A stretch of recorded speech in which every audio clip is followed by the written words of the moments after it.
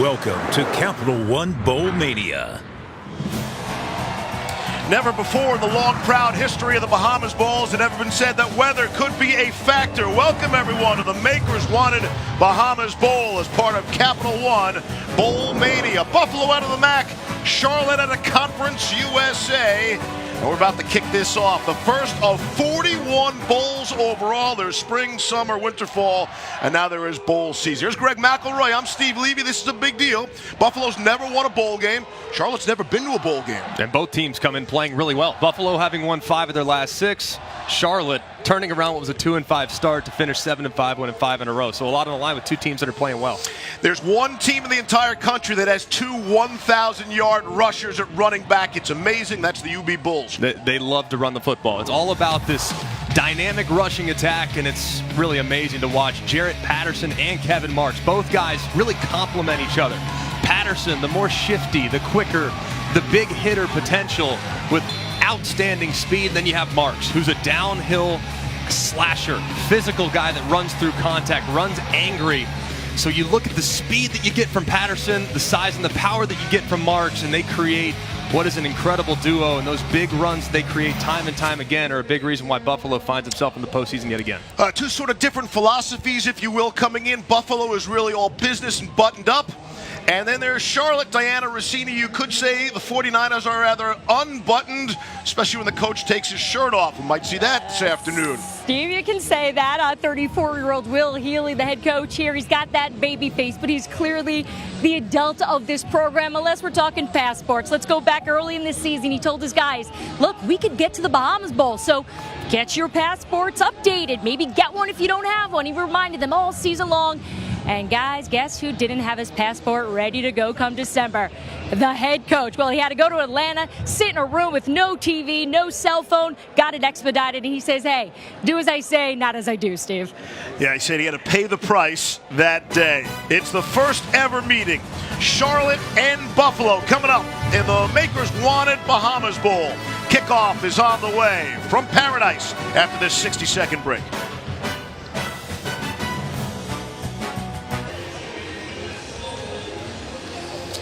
Back in Nassau, Bahamas. Greetings to our friends in Western New York watching, where it's 26 degrees in Buffalo, wind chill about 19. But at least it's sunny. It's not sunny here in Nassau, and really hasn't been. Rainy and windy. The temperature is 77 degrees. Winds could creep up to 25 miles an hour. And I was only half kidding about the weather playing a factor down the stretch, Greg. It's huge, and especially throwing the football and in the kicking game. When you see the ball up in the air on punts and kickoffs, it is sliding around. It's been difficult for guys to even field some of those punts in the pregame. So something to keep an eye on throughout the course of this ball game. Buffalo has won the toss. They will defer. Again, we have 2 red-hot teams coming into Nassau, the Bahamas, both finishing 7-5, 5-3 in their respective conferences, but making a run to make it to the Makers Wanted Bahamas Bowl. Aaron McAllister and Victor Tucker are back deep. Alex McNulty will kick it away for Buffalo. Charlotte officially is the home team. They alternate conferences, and the 49ers will have that advantage.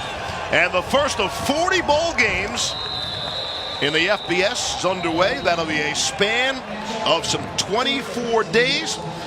And we get to welcome Charlotte, their offense, and Chris Reynolds.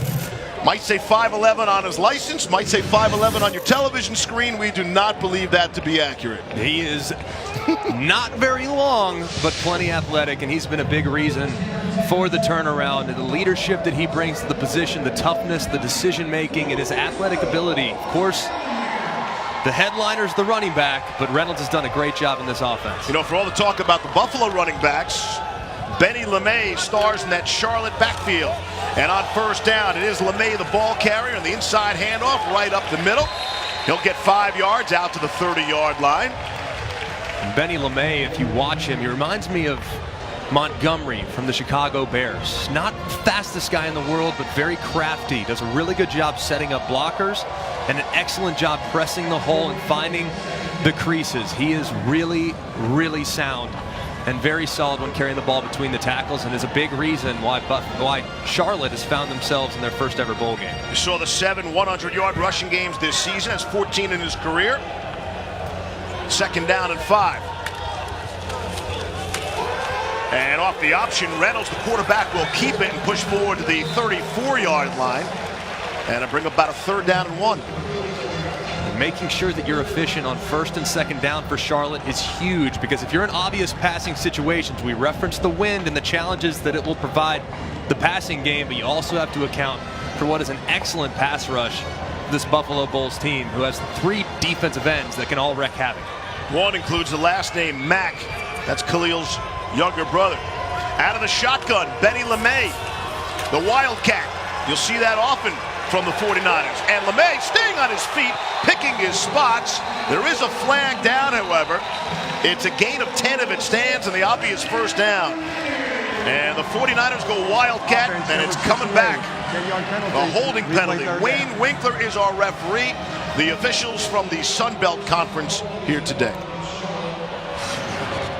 And a brutal penalty here, but you see just how crafty LeMay is. You see him move and slide, and of course the right guard there looked like Jalen Allen was the one they got. It was a nice internal pass rush from Eddie Wilson, trying to get to the backfield and cause some havoc, but he was grabbed. It was very obvious for the official to throw the flag. So it's going to be a 3rd down and 11 now, all the way back to the 24-yard line. And that is LeMay shifting to the left of Chris Reynolds.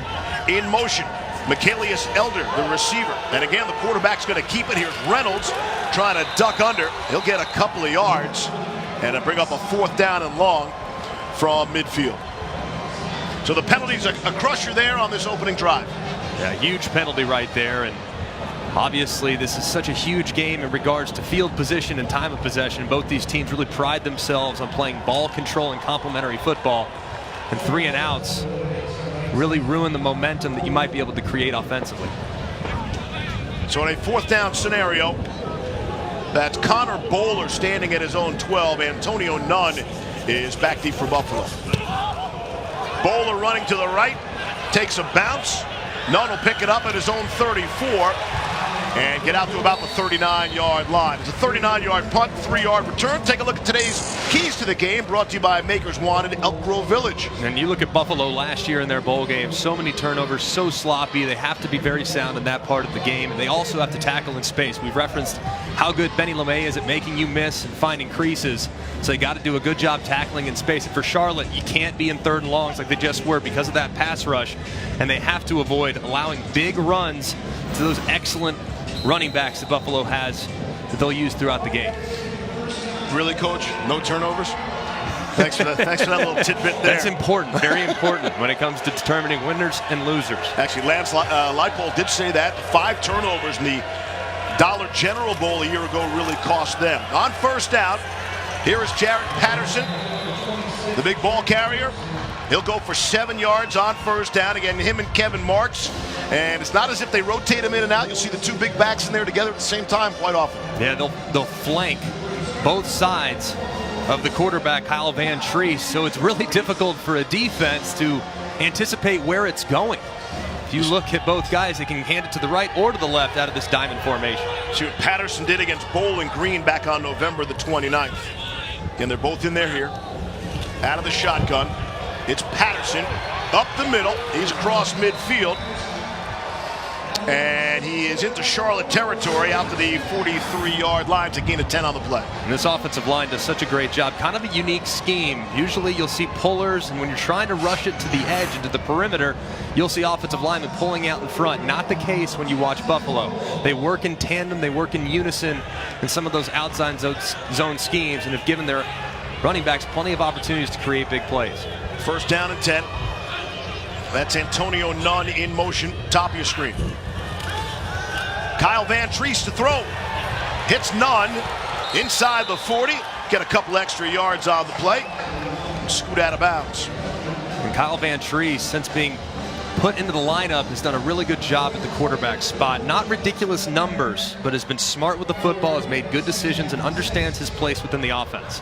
Get a little tempo out of Buffalo here on 2nd and 7.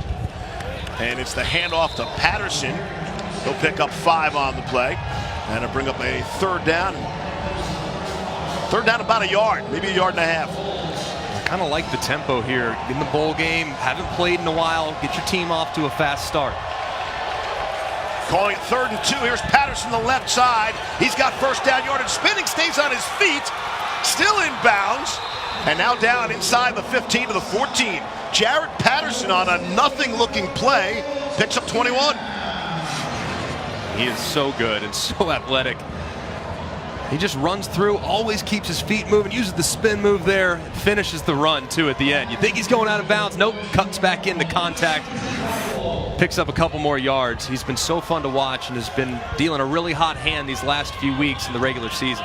Already 4 carries for 44 yards for Jared Patterson. Should have expected that. From the 14 now, of the 49ers. On the ground, it's Patterson again. He'll crash down to the 12-yard line, pick up a 2 on the play. And that's the thing I would think, Greg, if you're Charlotte. I mean, you know about the running game. This would be the classic 8 in the box. Yeah. And they're still unable to stop Patterson early on. Yeah, and it's all about numbers and leverage when you're looking at running the football. And they're going to have 8 in the box. The problem is one of those 8's going to be a safety, and that's the guy you want to run at, because the advantage that you might have with Patterson one-on-one against a safety in the hole is one that Buffalo would love to create.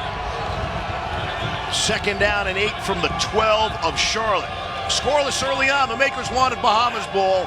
I mean, where else would you want to be? Kyle Van Treese will loft one for Antonio Nunn. He goes up and pulls it down for the touchdown. A spectacular grab from Antonio Nunn, the junior from Tampa, from Kyle Van Treese, and Buffalo scores first. And a great job working against Nafis Lyon, who doesn't have great length. He's only 5'9", maybe even slightly shorter than that. Jump ball with Nunn, who is their best wide receiver on the outside. It's a great look, a nice throw from Van Treese, and an excellent job by Nunn, going up high, pointing the football and making a play. With winds creeping into the mid-20 mile per hour, wondered about even extra points or if teams would be going for 2. Here's Alex McNulty, 36 of 38 on extra points during the regular season. Snapping the place down and the extra point on the way, and it is good.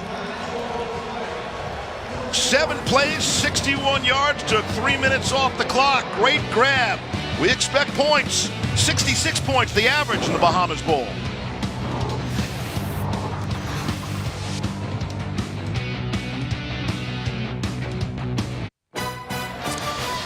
On the first day of the month, this is Will Healy hit the room in scuba gear to make the announcement to his team that Charlotte would be heading to the Makers Wanted Bahamas Bowl. And on the same day inside the football facility, the Bulls found out they would be representing the MAC. Say they were excited to get the chance to escape that Buffalo cold might be an understatement. And they have, I mean, the colors are everywhere in the casino in Atlantis. I understand. I haven't been there myself, Greg. But you see Bulls and 49ers paraphernalia being worn all over the place. McNulty will kick it away. Tucker and McAllister back deep for Charlotte, and it will be a touchback out of the end zone to bring it out to the 25-yard line. Charlotte, I was told, is a touchback team. They've done some of the numbers, Greg, and if you fair catch every time, you get a 25-yard return.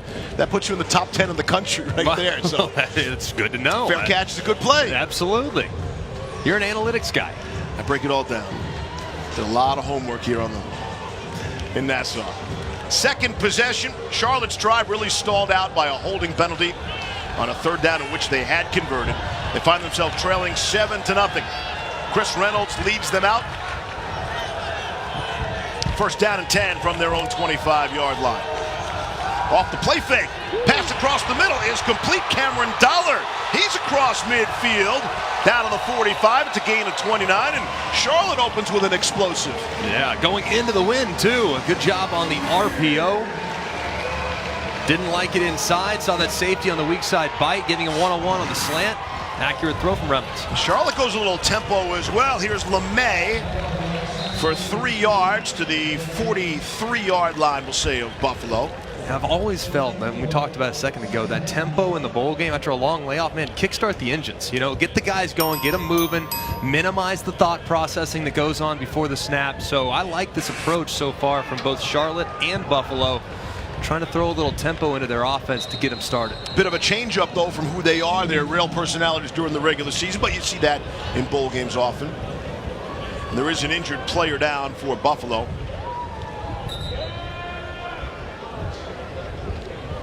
And that is the cornerback, Apri Washington, the Charlotte kid himself, down and hurt.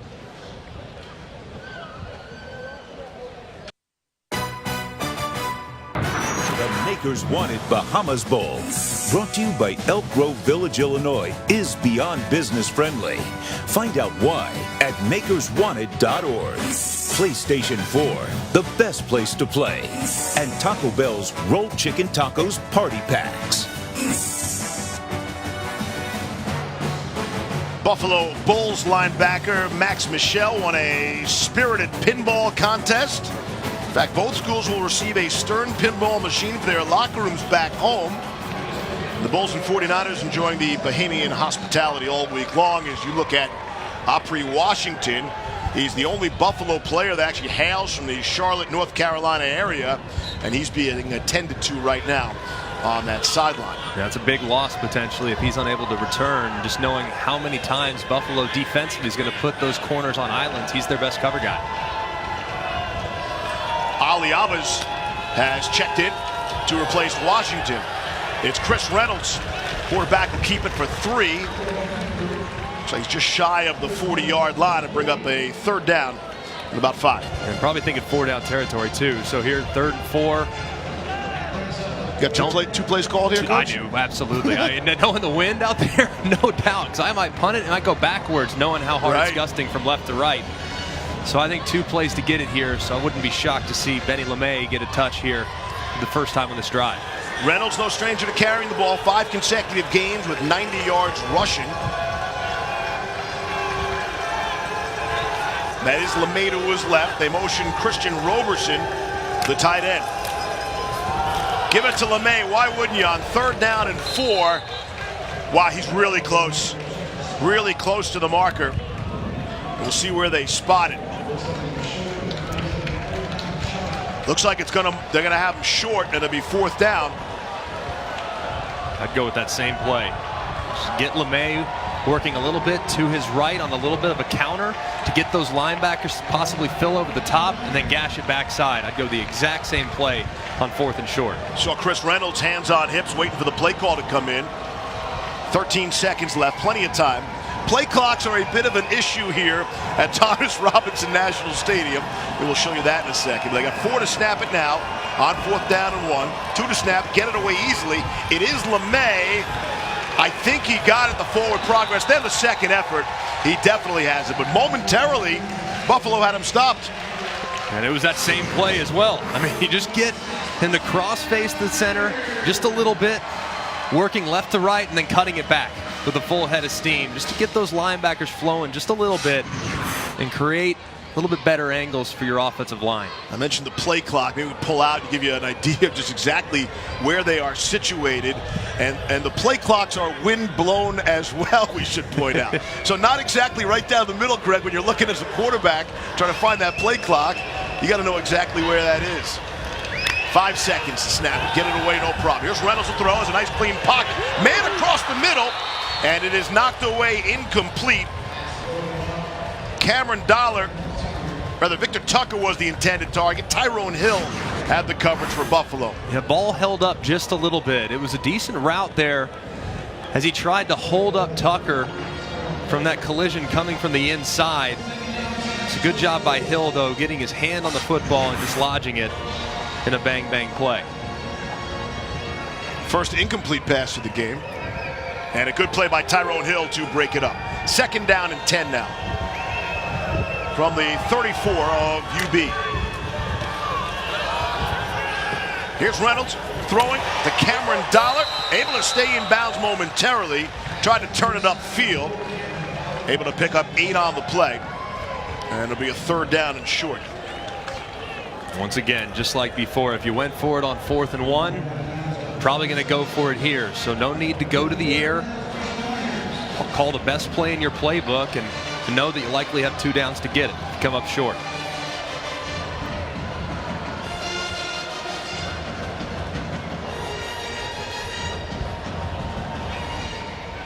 Third down and 3 from the 27 of UB.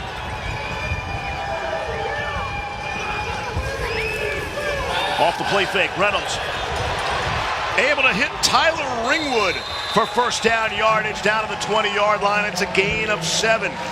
Faked one way and threw the other way to Ringwood, the junior from Buffalo, New York. So you know he enjoyed that, doing that against the Bulls. Yeah, I love the play call. You get the wide receiver motioning back into the backfield, lined up in a fullback alignment. And Ringwood being 220, 225 pounds, he's built a little bit more like a slightly undersized tight end. So it was a good design, knowing that you think Buffalo was clearly focused on what Benny LeMay was going to be doing in the backfield, to sneak him out in the flat for the conversion. Ringwood actually began his college career at Buffalo, redshirted with the Bulls in 2016. On first down and 10, fresh set of downs, Benny LeMay looked to take advantage, get outside, little stutter step, and he's down to the 12-yard line. Gain of 8 on the play. Benny LeMay, 5'9", 218. He's hard to bring down. I just love this guy. He's a bowling ball, and he's got great feel, too. I mean, you see how patient he is, sets it up, doesn't want to bounce it outside because he doesn't have a ton of speed, but he does it. He picks up some nice yardage. Here's LeMay in some trouble now in the backfield, and that'll go for a loss on the play. Eddie Wilson from his defensive tackle spot coming up. It's a loss of 4 on the play. Benny LeMay didn't have many of those kind of plays. Led Conference USA in all-purpose yards.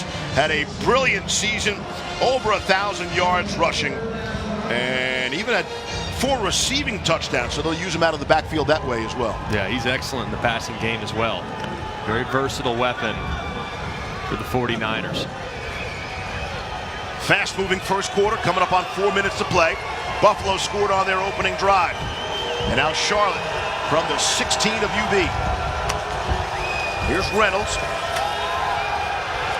Off the fake. Buying himself some time, throwing for the end zone, and it's incomplete. Michaelius Elder tried to haul it in. Would have been a great catch. There is a flag down. They might get an offensive lineman downfield. The flag was really late, so usually when it's thrown that late, it's usually because somebody's downfield that shouldn't be. So we'll see what Buffalo decides to do here. See if Jalen Fisher, the center, was downfield. An eligible downfield player, offense number 68. That penalty is declined, 4th down. Alex Atkins, the offensive coordinator for Charlotte, said Jalen Fisher is his favorite player, the single toughest player on the team. And you watch him, he's all the way at the 10-yard line, and of course in college, 3 yards is all you can go, so a good call by the official. We are going to see a field goal attempt, so 2 penalties crush the first 2 opening drives for Charlotte. Here's Jonathan Cruz on for a 33-yard field goal attempt. This is into the wind. Snap of the placer good, and the kick is no good. Pushed it to the left. Not sure that was wind-aided or not, or Cruz just missed it. Still 7-0, Buffalo.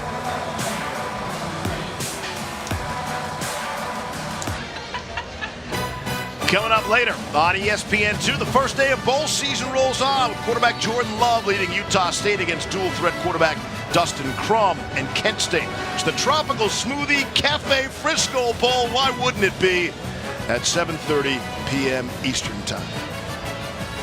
So we mentioned early on the weather could be a factor, and here is the kicker, Jonathan Cruz. And that's from the right hash, too. Yeah, and it went from 33. 40 yards left. I mean, that wind blowing from right to left as Cruz looked at the uprights was significant. I think it's going to be really, really difficult to send out your kicker when kicking in that direction, regardless of the situation. Well, Cruz had been excellent all season, especially from 50 yards and beyond. He's 4 of 5 from 50, so We'll see the role of field goal kickers. Antonio Nunn on the receiving end for Buffalo, down to Diana receiving. Yeah, guys, out on the field, I talked to Coach Healy about the issue of this wind, knowing it's going to be up to about 25 miles per hour. And he said, you know, when it comes to our offense, we run the ball. I have no concerns. And if I want to air it out, there's really only one quarterback here today that can do it. And that's Greg McElroy. Not anymore. No way. I will go with the wind. I'm willing to go down there and throw it around with the wind, but going into it, no, that ship has sailed. Second down and 4 now for Buffalo. On the ground, it's Kevin Marks. We'll give him 2 on the play, and it'll bring up a 3rd down and short. It's kind of a bummer, too, for the kickers, right? Like, this is their reward, bowl game. You want to play a factor. You want to have a chance at a big play, last-minute kick, and it's possible the kicking game be totally taken out of play then. It could be, especially like we said, working to the left end zone. To the right end zone with the wind behind you, I think you have a much better chance, and you referenced an end-of-game situation. With the wind behind you, you might be able to make it from 60 or 65 yards, depending on the situation and circumstances. So the coin flip might have been a big part of this game. Buffalo electing to defer. Here's Kevin Marks on 3rd and 1. He's got the 1st down, needed 1, got 3, and he's out to the 33-yard line. When you watch this Buffalo offense, I really like how they do things. I think Andy Kotelnicki does an incredible job scheming up other defenses, having unique, creative run looks that are difficult to defend. Here's Marks again, and he is hit in the backfield. Big stick there. Marquavis Gibbs, the senior from West Palm Beach, and it's a 2-yard loss. Big defensive play for the strong safety for Charlotte. Great job by Gibbs, recognizing that perimeter run and beating Marks right to the spot. See some of that speed that they have in the back end for the Charlotte 49ers team. These guys can really run. Don't have great length, but they can really run in the secondary. 2nd down and 12. That's Zach LaFave. They motioned to the slot. Give it to Marks for no gain. It's going to be a 3rd down and long upcoming. Alex Highsmith, first time we mention him, won't be the last. He's 2nd in the country in sacks. He trails only 1 player. Perhaps you've heard of Chase Young.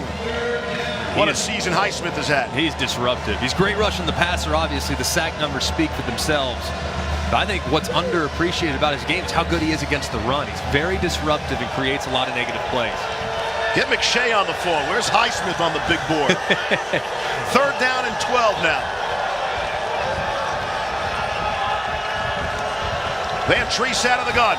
Pressure comes up the middle. Picked up nicely by Marks. And the throw can't hook up with Carlton Todd. Van Treese just off the mark there. What a job by Marks, though, to pick up the blitz. And it's 4th down. Yeah, you see this internal pressure with Gemmel. And a really good job, like you alluded to, the back and protection. That's one thing you watch with these young backs in college. When they're great runners, they're all usually pretty bad protectors. Not the case there with Marks, who loves the contact. Marks just a sophomore. That's really impressive. Nafis Lyon is back deep for Charlotte. Got our first punt for Jackson Walter. Running to the right. And he'll kick it away. And Lyon, no fair catch out of this Lyon. Across the 30 to the 40. He's got some running room now. And he will patiently get beyond midfield.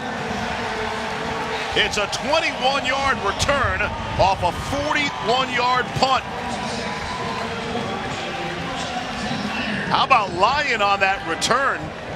And he put Charlotte in excellent field position. 5th-year senior from Charlotte. And he needs to go over and give that ball to Max Michel, the linebacker, who not only is a heck of a pinball player, it sounds like, but also what a great job on the block right there. Here's how Charlotte got to this point. 5 straight wins and the regular season. The first winning record in program history at 7-5. And as I mentioned, Alex Highsmith, those 14 sacks. Look out, Chase Young, coming after you. Final 20 seconds left here in the first quarter. 7-0 in favor of Buffalo. Charlotte starting with excellent field position. Here's Benny LeMay on 1st down. Stays up on his feet. Looks like he took a big shot from Tyrone Hill up high. And the helmet comes off. Russell lost his helmet there. That's Devin Russell. And he'll have to come out for a play. That stops the clock. Got to get his mouthpiece first, though. And now they'll wind the clock. We'll see if we have another play before the quarter comes to an end.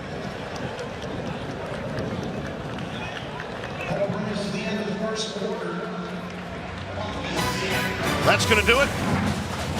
Charlotte's been able to move the football. They've really been stopped by a couple of rough penalties. Buffalo, a big touchdown on their opening drive. 7-0 after 1.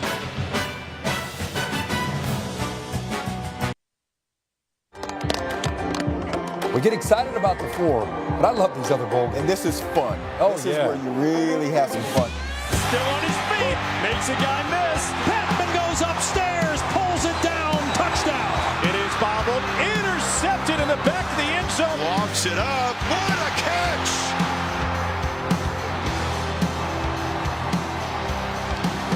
The Makers Wanted Bahamas Bowl is kicking off the bowl season and the Bowl Challenge Cup, brought to you by Progressive. Last year, Conference USA won the Bowl Challenge Cup with a 4-2 record. And as you can see, the MAC looking for a big bounce-back bowl season. Yeah, they've struggled the last few years in bowl games, partly because of matchups, but teams are better than the record would reflect.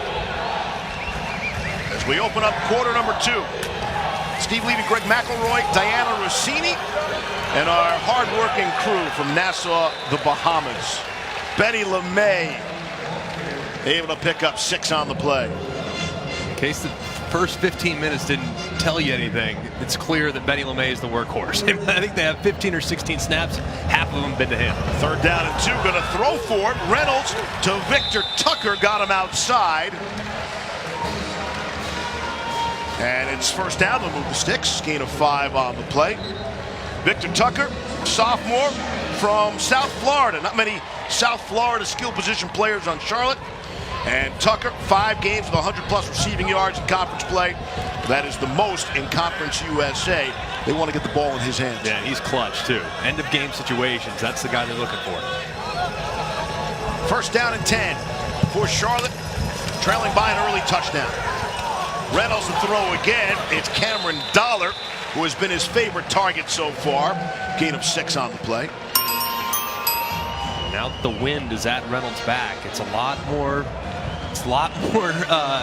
easier, I guess, to be balanced within their offense. Still going to predicate running the football, but definitely want to try to mix a little balance and keep this Buffalo defense guessing. Aaron McAllister is in there.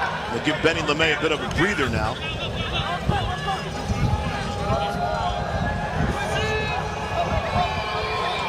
From the 29 of Buffalo. Reynolds rolling under some pressure now and not feeling the pressure. He is taken down from behind by Taylor Riggins, the junior from Webster, New York. Leads the conference in sacks this season at 8.5. Able to make the big play there for no gain. And a good job of dislodging initially on that naked boot and cutting off Reynolds as he tried to get to the edge. These 3 defensive ends between Riggins, Kuntz, and Ladarius Mack, really solid group that make quarterbacks' lives very difficult. 3rd down and 4. Feels like a big play here for Charlotte, and you wonder if they're in field goal range. Really hard to know. Again, with the wind at their back, that would certainly help Jonathan Cruz this time around. Pitch to Aaron McAllister, the junior from Live Oak, Florida, picks up 2, and it's going to be a 4th down. And they're bringing a couple extra tight ends out, so it's looking like 4-down territory from this point forward as you take a look at McAllister going vertical. Able to get over your boy Joey Banks. I love Joey Banks. Give me some Joey He's Banks. like Bob Sanders, man. He is an absolute missile at safety. Not very big, but when he hits you, you feel it. He's an ice bath player because after you get through playing against him, you got to spend the next day in the ice bath. 4th down and 1. That's Ringwood motions to the backfield now. And why wouldn't you give it to Benny LeMay? And I don't think he got there. Big stop. Ladarius Mack. You know him as a pass rusher. There he makes the big run stop on 4th down. And Buffalo comes up with a big defensive stand to get the football back. Charlotte turns it over on downs. And you see big Joey Banks putting the offensive lineman on the ground, and Benny LeMay follows after.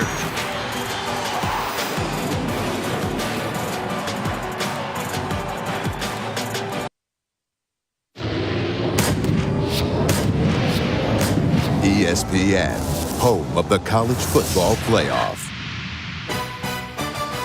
Welcome back to the Makers Wanted Bahamas Bowl as part of Capital One Bowl Mania.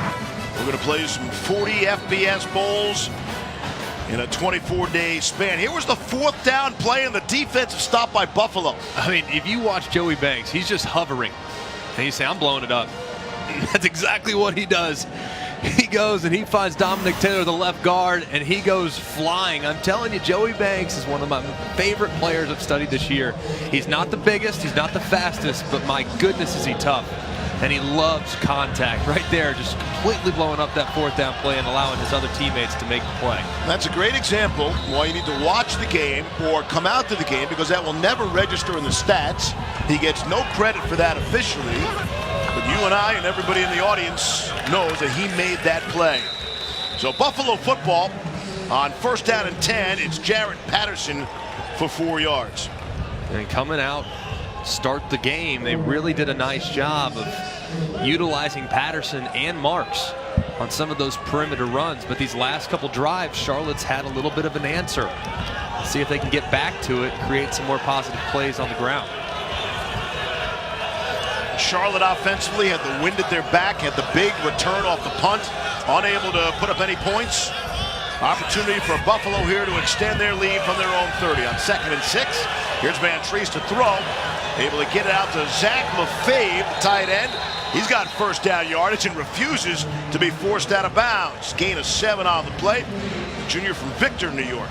Yeah, if you look at these tight ends for Buffalo, they're the unsung heroes. Lefebvre, if you watch him in the run game, they're running behind him almost every time. I mean, he is absolutely the guy that you need to find if you're trying to find the football, because the ball follows him. And then when they go into a two tight end look with Jake Molinich, who's 6 foot, 260 pounds, a biscuit shy of playing center, that's when they really get very physical and do a nice job on the edges.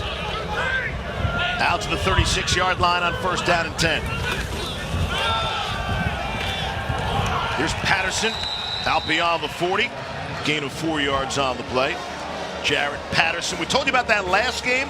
26 carries, 298 yards, and 6 touchdowns. But it wasn't a one-off.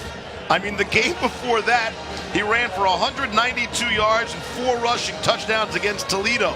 He's got 490 yards, 10 rushing touchdowns just in the last 2 games alone. Yeah, he was named the Walter Camp National Player of the Week for that near 300-yard performance and 6 touchdowns. That's a career for some guys. Yes, sir. That's Antonio Nunn, top of your screen in motion. Here's Van Treese, a little pressure shown by Charlotte, and Van Treese able to get it away, and Nunn went up to bring it down. I really like Nunn. I think he's very smooth and does a really good job of attacking leverage. Here, you see how he just dips and breaks into that out route without slowing down any momentum. He's very savvy, very nuanced route runner. Does a really good job of creating space for his quarterback. Got 8 yards there. Nunn split out, top of your screen. Watch the tight end here. Whichever way he motions, that's usually the direction they run. So it looks like a run to the left here. That's Lefebvre. And right on cue, right to the right to Jarrett Patterson. Clearly they had some time to evaluate some tendencies, huh? I love it. Okay, Tony Romo, thank you. 2nd down and short. That was a good job changing it up, because that is a tendency, and that's something that is a tell. When you find the tight end, especially out of that diamond formation, they're going to run behind that guy. They go with a counter, tendency breaker, and look at the result, 9-yard gain on first down. Patterson, 8 carries, 62 yards so far, and we're 9 minutes away from halftime. 2nd and 1. That's where I like to take a shot, Greg. I'm an aggressive play caller. I love it. Into the wind. You must have a big arm. Again, they motion Lefebvre, the tight end. Off the play fake, trying to set up the screen. It's batted up in the air and knocked away. Henry Segura, the sophomore from Tallahassee, key to the nickel in their defense, knocks it away. 3rd and short. And a good job registering here. Is that the blitz called coming off the edge? He reads out of it as soon as he sees play action. Does a good job getting the hand on the football. This is an aggressive defense that loves to bring pressure. You can expect more pressure here on 3rd and short. He had a pick six earlier in the season against UMass. You know, Segura was thinking that very same thing. Here's 3rd down and 1 from the 44 of Charlotte. Give it to the back. Patterson, when in doubt, right up the middle for 4 for the first down. That's the other thing about this Buffalo team. Like, you know, 10-win season a year ago. Possibility for an 8-win season here. They're young, right? Patterson and Marks are both sophomores. Van Treese, sophomore. Yep. Good time straight ahead. Do lose some pieces up front. They're going to miss their left side of their offensive line with Evan Kazarczyk and Paul Noseworthy. These two guys really set the tone. But as far as the skill is concerned, they're still going to have a lot of guys back next year. Should have another run at a MAC championship potentially. 1st down and 10 from the 40. Van Treese straight drop, lofts one down the sideline, and it's Antonio Nunn who hauls it in. We've seen the 50-50 ball to Nunn. Saw it for the touchdown earlier. We see it there, and he's able to haul it in. Gain of 23. This is a great throw. High. And allowing your guy to go up and make the play. When you look at the corners that Charlotte have, they're not very tall. 5'10", 5'9", and Nunn's not extremely tall. Right, Himself, I guess only he's 5'11". 6'4" there, you're right. But you can work against smaller corners on those jump balls, and Nunn's done a great job on a few different attempts. Being attended to on the sideline. 5 catches, 53 yards for Nunn, and the 1 touchdown in the game. On the ground, Kevin Marks. Down to about the 10-yard line. It's a gain of 6 on the play. Marks, 9th most rushing yards in Buffalo history, and he's done so in just 2 years. And he's getting sort of sitting behind the Jared Patterson. So a couple of talented running backs for Buffalo. Really talented 1-2 punch, and I think it's amazing just how much usually you have egos at that position. Yeah. These guys support each other and are best friends off the field, and they bring out the best in one another when they compete. 2nd down and 4. 5+ minute drive already. Here's Marks off right tackle. Going to be very close to the 1st down. Give him 3 and make it a 3rd down and 1. Noticing every single time there's a 3rd down, everyone on Charlotte's sideline holds up a 3. Now, that's pretty neat, just to emphasize the importance of the down. And I haven't seen that very much, but I've noticed it here today is a big part of making sure they emphasize it.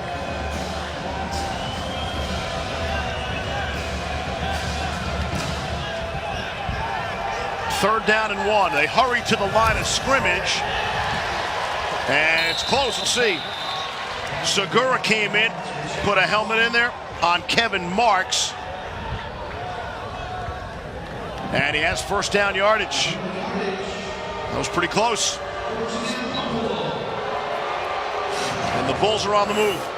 Yeah, when they get in this short yardage and they bring Van Treese under center, they kind of run the same play over and over again. They just wedge right up. It's just a dive play right behind the left side of that offensive line, like I referenced, is really kind of the heart and soul of the roster. So lead those guys. We did see one time late in the season, Van Treese actually pulled it on a boot keep. But that time they opted to hand it to the running back, and it was successful. 1st down and goal from the 7. It's Marks. He is upended down at the 5-yard line. And again, it's Marquavis Gibbs. 2nd big tackle by Gibbs so far in the game. Now, this is a great job by Gibbs because he's working against LaFave, who's one-on-one. He beats him to the spot, goes low, shrinks that hit radius, and makes the play. That was an excellent tackle there by Gibbs. Talking about the offensive line, we should point out that Coyote Aosika, the starting right tackle, the junior, is unavailable for this game. Hurt his knee against Toledo. And he's a big loss. He might be their best offensive lineman. Here's Van Treese trying to turn the corner. Lowered his shoulder and got there at the end. Great second effort. Took on the cornerback, Marquell Osborne, and Kyle Van Treese wins that battle. Touchdown, Buffalo.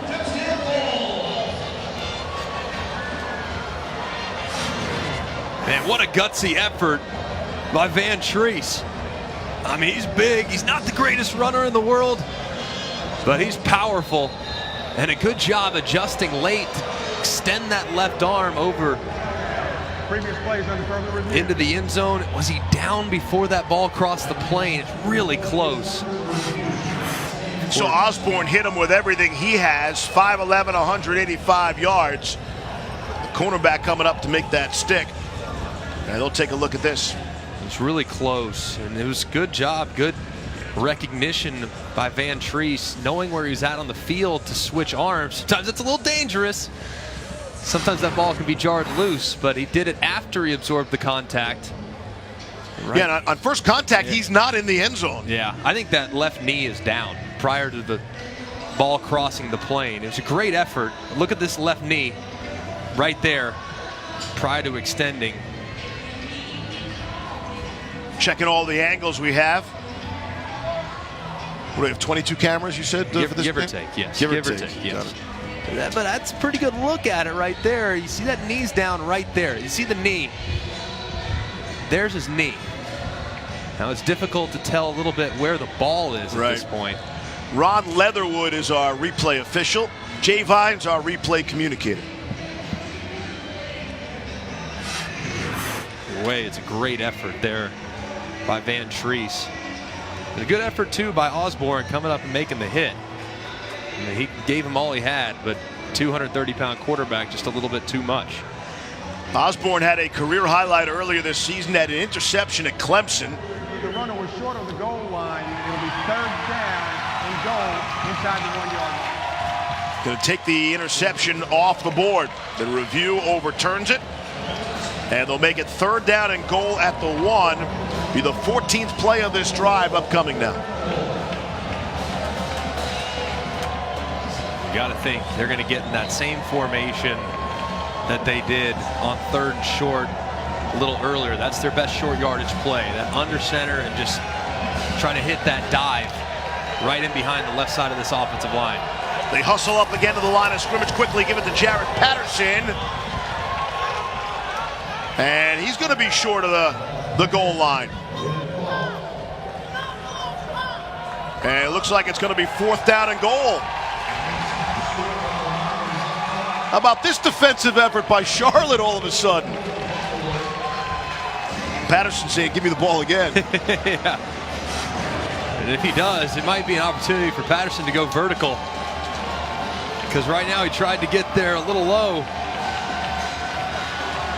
Nothing doing as they go for that short yardage look. Probably going to be the same play, maybe to the other side this time. Again, they break the huddle and hustle up to the line of scrimmage. And Charlotte wants to spend a timeout and get another look. First timeout taken. 3:38 to go in the half. Back at the goal line when we come back.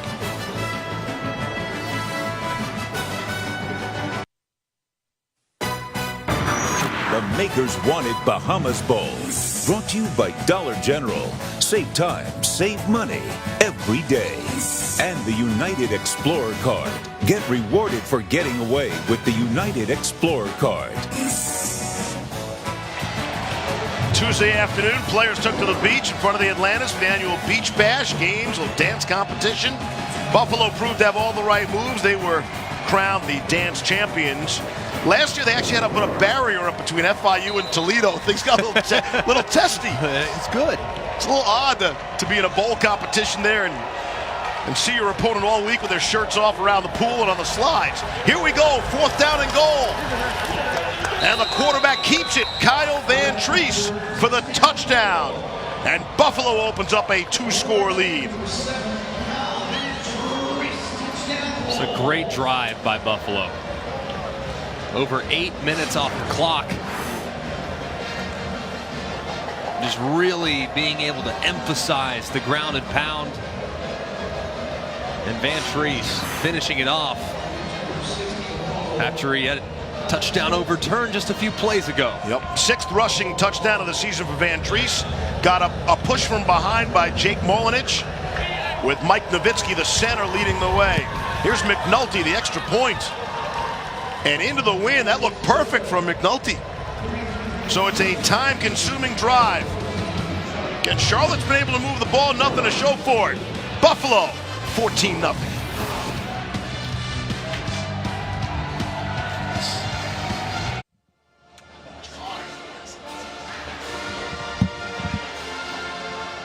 Support UNICEF's emergency relief efforts in the Caribbean. UNICEF is on the ground before, during, and after emergencies to provide the assistance and services children need to survive and thrive.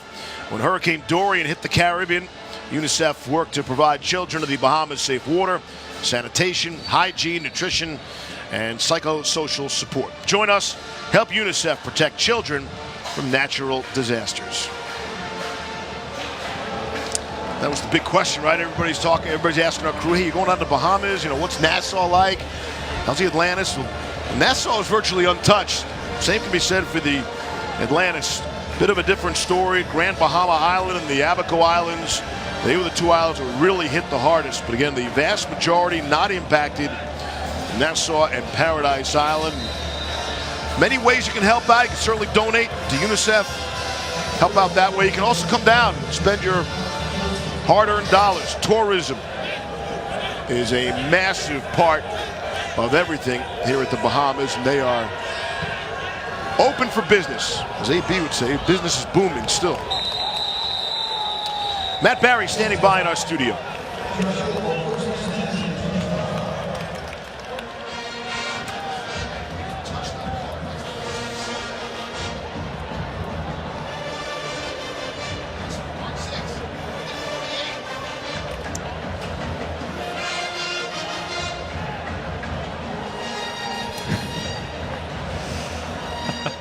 Somebody said that you're the first analyst ever to have a tucked-in shirt. I don't own a Hawaiian shirt, so I didn't know. Do you love your belt or something? You're trying to show off the belt? I feel good about the belt. I do. Yes. Tune in at halftime. We'll see if the outfit changes at all. First down and 10 now for Charlotte. Ball is tipped in the air and intercepted. James Patterson down to the 12-yard line. Patterson wearing number 41 today instead of his usual number 20. And the 41 is an honor for all Buffalo players whenever they get a chance to wear it.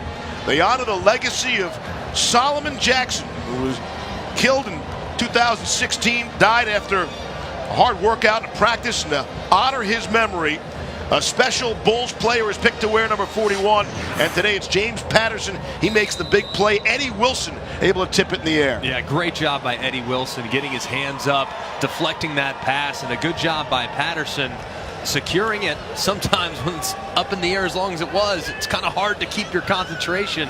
Wasn't an issue for Patterson, who had a nice return as well. First interception of the season. Watch the trick play. And tripped up in a fine defensive play.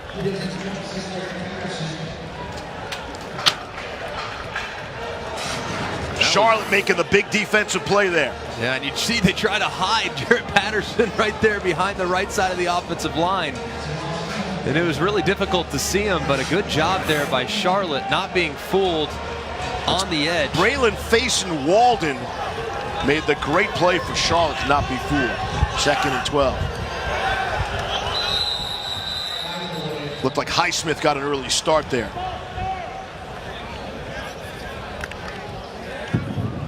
Offside. Defense number 5 jumped in the neutral zone and caused an offensive play to react. 5-yard penalty. Still 2nd down. You look at Highsmith right there on the edge trying to get an early start. That's only the 2nd penalty today. The first one huge on 3rd and 1 that disrupted the rhythm of the drive there. You essentially negate what was a great defensive play and give them 2nd and manageable. Buffalo trying to cash in on the turnover. Of course, the man who got the interception, James Patterson, that's his twin brother, Jarrett Patterson, in the backfield, the star running back. How about the Patterson family for Buffalo? Nothing doing that time for Buffalo. Charlotte comes up with a big defensive play again in the backfield.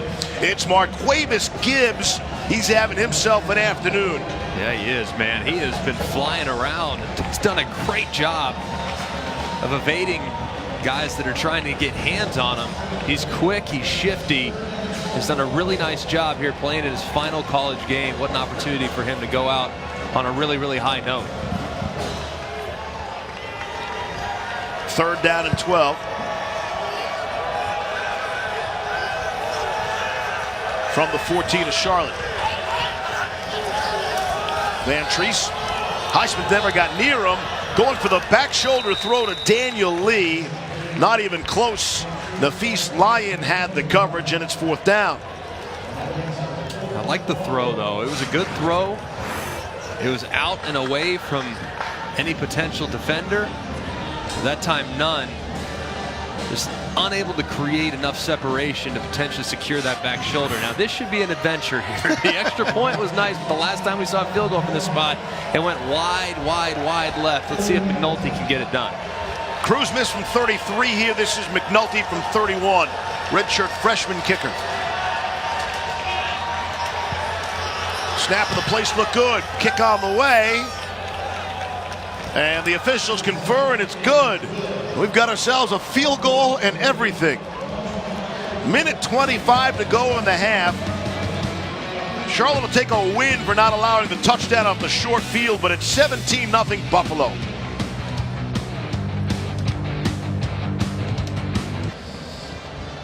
Bowl games start flying tomorrow. Triple header on ABC, started at noon. Alcorn State and North Carolina AT&T. That's a Celebration Bowl. They'll be in the big building in Atlanta. SMU, Florida Atlantic, and the nightcap. Boise State against Washington in the Mitsubishi Motors Las Vegas Bowl. I don't think Coach Pete was all that happy with the matchup there.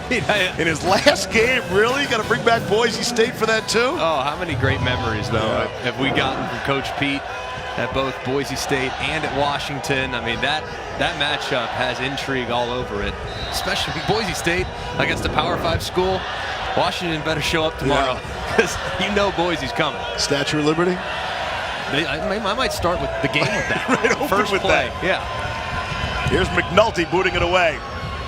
Charlotte needs to score and get in this game. McAllister let a bounce into the end zone for a touchback. Charlotte drive so far. They had a punt, missed field goal, turned it over on downs, and there was the tip ball for the interception. Those first two drives looked much more promising. A couple of killer penalties really hurt them, and then went for it on 4th and 1 and couldn't get it, and then it's the turnover. So I guess I've been saying, Charlotte probably deserves a better fate, but credit to that Buffalo defense for standing tall. Yeah, this is a stout group, and you look at statistically, they're 7th best defense in college football. They only allow 293 yards a game. They're one of the best in regards to stopping the run, so no surprise that yards are hard to come by against this Bulls defense. 10 points in the last 2+ minutes, down to a minute 25 to play in the half. And on first down, Reynolds will pick up 4. Inch out to the 29-yard line. Charlotte has 2 timeouts remaining. They used the timeout earlier to take a look prior to a 4th down play. Didn't wind up working out for him. LeMay in the backfield. I think Reynolds and company have to go up top here at some point. Quick out to Cameron Dollar. Pick up about 5 on the play, but they need some chunk plays now. They are going with the wind here. Healy is upset that they didn't mark him out of bounds. They said forward progress was stopped inbounds, and therefore the clock continues to roll. He is 34 years old, because that's the question America's asking when you see a camera shot of him. I think he looks like a young Tom Cruise. He does a little bit. Yeah, I can see that. A little risky business right there. Final 30 seconds of the half. Here's Reynolds. Back all the way to the 23, throwing across his body. Amazing it was that close to a completion, but Victor Tucker could not come down with it. There is a flag down. 15 seconds left on the clock. And this last Charlotte drive has not gone as the 49ers at home. Foul, roughing the passer, defense number 50, 15-yard penalty. Malcolm and an automatic Coates first down. got an extra shot at Chris Reynolds there. That'll bail the 49ers out a little bit, but still only 15 seconds left. Charlotte sitting with those 2 timeouts. Yeah, and you see the ball clearly thrown and the shove. It seems simultaneous. That seems a little too close for me. Even as a former quarterback, that's not one I would have called if I was that official. But now it does, I mean, with the wind at your back, a long field goal is possible, so the opportunity to steal points still very much alive for Charlotte here. First penalty against Buffalo. 15 ticks left. Now in midfield after the personal foul. Here's Reynolds stepping up. Doesn't feel the backside pressure. Ball comes out, and it's recovered by Mack. Ladarius Mack of Buffalo. And they were very close to a scoop and score there. There's 4 seconds left on the clock. And Kuntz just had the bad mistake. But he makes up for it here, reeling from the backside. That's so difficult when you're a quarterback because you think the pressure is all behind you. You think you're moving up towards the line of scrimmage. And then sure enough, being blindsided by a big defensive end is so difficult to hang on to the football. So critical error in these last couple drives by Chris Reynolds and some really nice plays along the defensive front for the Buffalo Bulls. That very nearly bounced right up into the hands of Chibuzi Awuka. And Onwuka could have scooped and scored that, would have been right down the field for a touchdown. 4 seconds left to play in the half. Diana.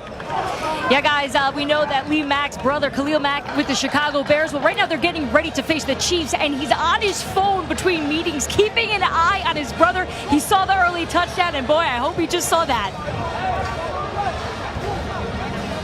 There's Khalil, a little camera shy there, huh? I love it.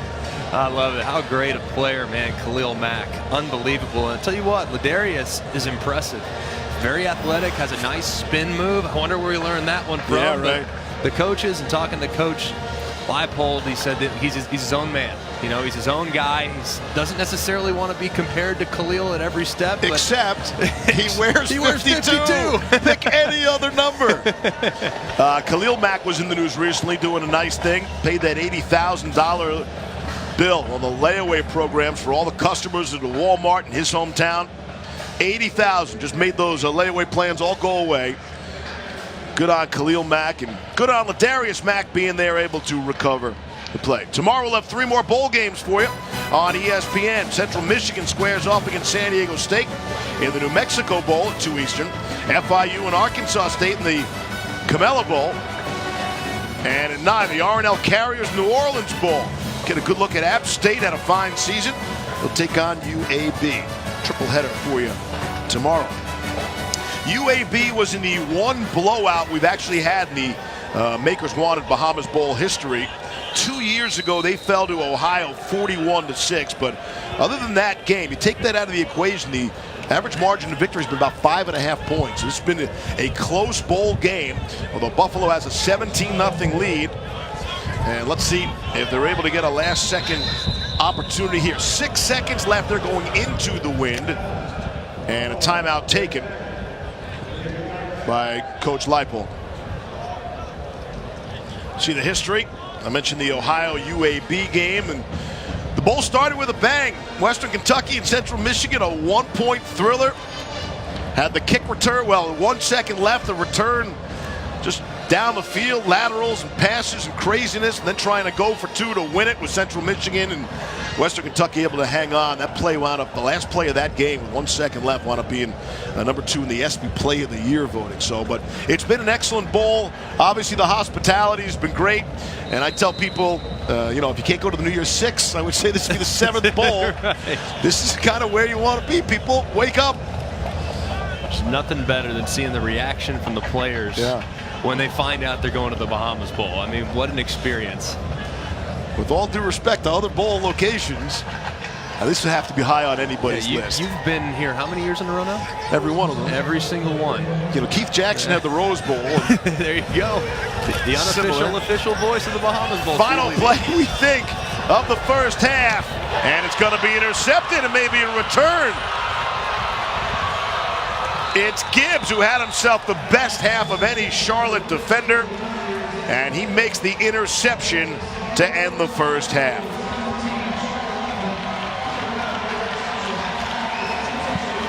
$17-0 at halftime. Buffalo leads. Matt Barry is standing by, along with Emmanuel Acho and Jesse Palmer. Take it away, Matt, it's all yours from Paradise. Welcome back to Capital One Bowl Mania. It's football in paradise. We welcome you back to the Makers Wanted Bahamas Bowl as part of Capital One Bowl Mania. Halftime. just about coming to an end. Buffalo a 17-0 lead over Charlotte. Greg McElroy, Diana Rossini on the field. I'm Steve Levy. I mean, every other sentence about Charlotte was about fun, having a good time. Nobody's going to have more fun than we are. Well, I'm not sure they're having that much fun. They're losing 17-0 at the half. Yeah, struggled really getting a whole lot going offensively. And if you look at them, they've done a pretty good job, though, throughout the course of the 12-game regular season of clawing back. They have 3 comebacks in the second half after trailing at halftime, so don't count out Charlotte just yet. Let's look at some of the big moments from that first half. Today's holiday highlights are brought to you by Macy's. Yeah, and it's really been about the defense for Buffalo. They've done a great job with Benny LeMay, tackling him, not allowing a ton of opportunities. His last 5 carries have gone for a total of 5 yards. So they've really rallied to the football, and then the turnovers were huge. This relentless defense in front, getting home and hitting Chris Reynolds, dislodging the football, and see Mack picking it up. And a good job, too, by the defensive line, getting their hands up, tipping the pass to allow Patterson an opportunity to intercept it. It's really been about Buffalo's defense, and Charlotte's got to find some opportunities both on the ground and through the air to get something going, because this Bulls defense has been stout. Let's go down to the field. Here's Diana Rossini. Yeah, Charlotte head coach Will Hilly not happy, guys. He says he feels like this Buffalo team just wants it more than his men. He says his offensive linemen were dealing with some injuries on those first 2 quarters, but he says they're much better now. So he said look for that run game to open up. In terms of the red zone, he says we gotta do better there. He said the tone for this quarter, though, will be this defense. We'll see. And, of course, Charlotte will have to start on defense. Jonathan Cruz will kick it away. Back deep. Aiken and Nunn. And the ball with the wind falls off the tee there. I do not believe Ron Cook is playing. He was supposed to be thought to be a big part of the Buffalo offense, both in the return game, catching a couple passes. They line up all over the place. We knew he was questionable coming in, and to be a game-time decision. He was out there warming up, but I've yet to see action from him today. True freshman, very talented, from Temple Hills, Maryland. Ball on a tee for now. And now it's off. It's been a windy couple of, you're not going to get a lot of sympathy, McElroy, for there's a little wind and a little rain in the Bahamas for your extended stay here, but winds could get, as you see, 26 miles an hour. Died down a little bit around kickoff time. Sun attempted to peek out. The lights are on here at the stadium. And after the second time, they'll have the player come over and hold the football for Jonathan Cruz. Was already angry at the wind, had a 33-yard field goal get pushed wide by the wind. And it takes a bounce, the 3, and into the end zone. Take a look at our first half stats. Brought to you by Dollar General. What jumps off the page at you there? Well, you just look at those total yards. It feels like Buffalo's dominating because of the turnovers in the short field. They've had some opportunities. The turnovers, 2 against 1. The one for Buffalo was on a heave, on a Hail Mary throw at the end of the half. So it's really more like 2 against 0 when you evaluate that. Third down's been problematic for Charlotte as well. So they got to get something going on first and second down to make those third downs a little more manageable. Kyle Van Treese, you see the numbers on him from the first half, with Jarrett Patterson behind him in the backfield. First down and 10 for the 25. Van Treese comes out throwing and completing the Daniel Lee. His first catch. He'll pick up 6 on the play. And that's how you come out of halftime.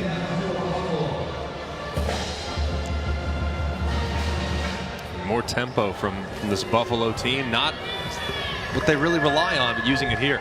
Here is Patterson spinning away from defenders. Really showed you all the skills there on first down. And it was really a 5-yard run. You saw just about everything, right? You saw the speed, a little burst, and the power as well. There's a spin move, complete package. And you just see how difficult it is to bring to the ground. I mean, you see 5 or 6 Charlotte 49er players that are right there with a hand on his jersey, and yet he's able to surge forward for the conversion. Out to the 36, move the sticks. Charlotte creeping up. There's your classic 8 in the box. Yeah, they love to bring pressure. The deepest guy on the defense is only 9 yards deep. I think they're anticipating run here. And Buffalo will oblige with Jaret Patterson. We met with Buffalo's offensive coordinator, Andy Kotelnicki, and he gave Patterson the highest compliment you possibly could. He said any dad would be proud to have his son grow up to be Jaret Patterson. And the interesting story about Jaret and his twin brother, James is the guy everybody wanted. He was the big recruit. And in the beginning, at least, Jaret was kind of a throw-in. The two twins wanted to go to school together. Buffalo offered Jaret, and then James said okay, and here they are. And of course, James is an excellent player. There's no question about that. One of the leaders on the defense, but people are talking about Jaret Patterson nationally. Bit of an errant throw there, intended for Antonio Nunn. Hits the dirt. And there a look at the two brothers, Jaret and James Patterson from Glendale, Maryland. I love it. I love it. Especially that number 66. You know, it probably a little too big. Maybe play on the offensive line. Couldn't carry the football. So put him up front. And obviously those two guys have really developed into excellent players. And a big reason why Buffalo is on the cusp of another 8-win season. 3rd down and 8. Charlotte needs to get off the field right here. Van Treese thrown on the out and incomplete. Looked like that was going to be on a catch. Let's see a replay on that. Yeah, that was a Trevor Wilson had it in his hands and right through them. It's a perfect throw. I mean, right on the face mask, and that's difficult to do just given the conditions today. And Wilson just a little bit lose a little focus there as the ball flies right through his hands. Freshman from Tallahassee. Might have been coming with some extra oomph, though. I think with that wind behind you, that ball might have been traveling 3 or 4 miles per hour faster than it usually would. So maybe it got on him quicker than he was anticipating. Jackson Balter is back to punt from his own 26 or so. Nafis Lyon drifting back from his 15 to make a run. And he's out to the 24-yard line, 47-yard punt. 9 yards on the return. Charlotte gets off the field. Now they need to get on the scoreboard.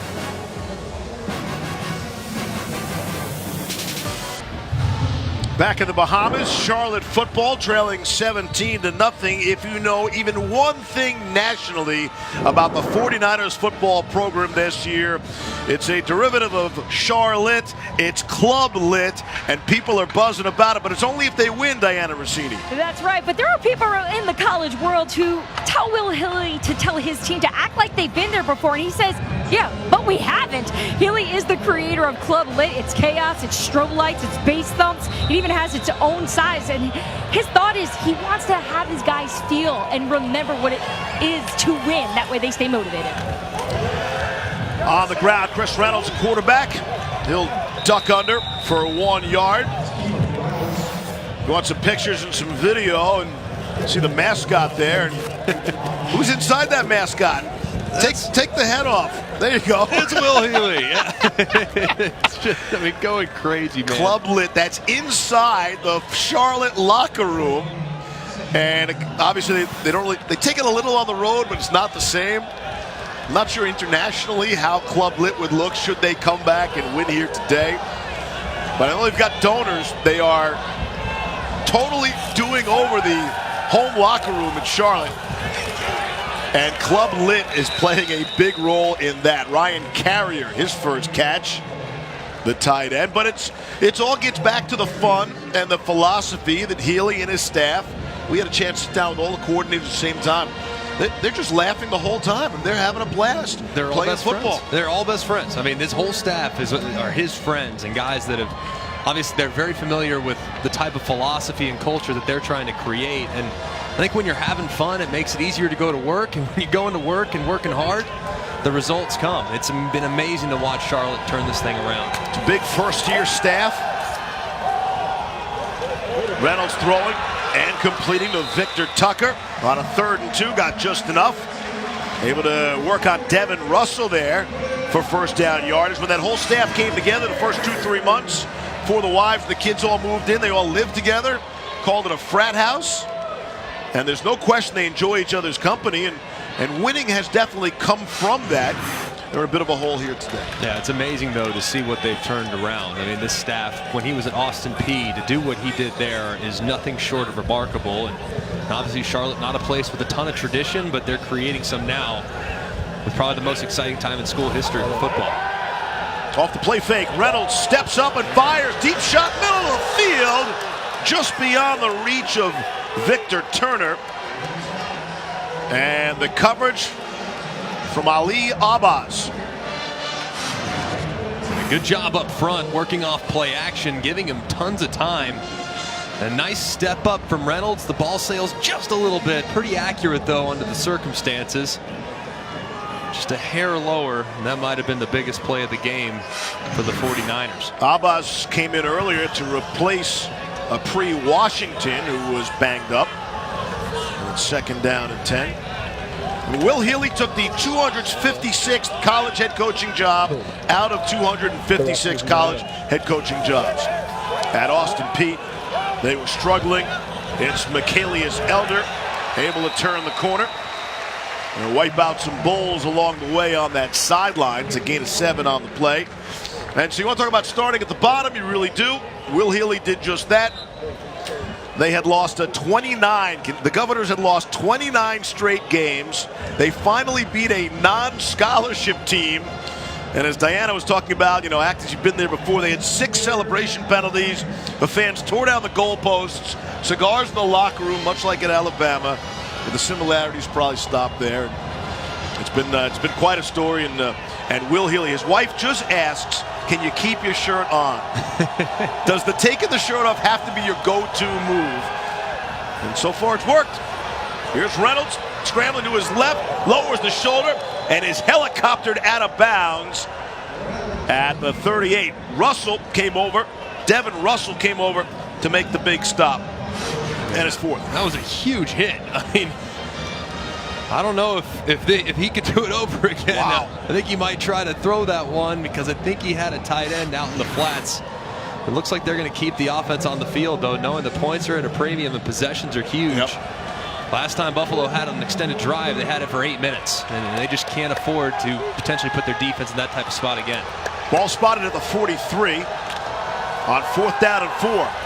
Reynolds under some pressure, pocket collapses, had to get rid of it, and it goes incomplete. Christian Roberson was the tight end. He was tied up and tied up quickly by Matt Otwinowski.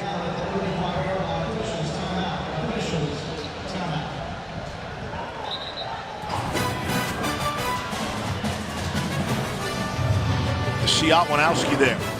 Defensive play to break up the pass.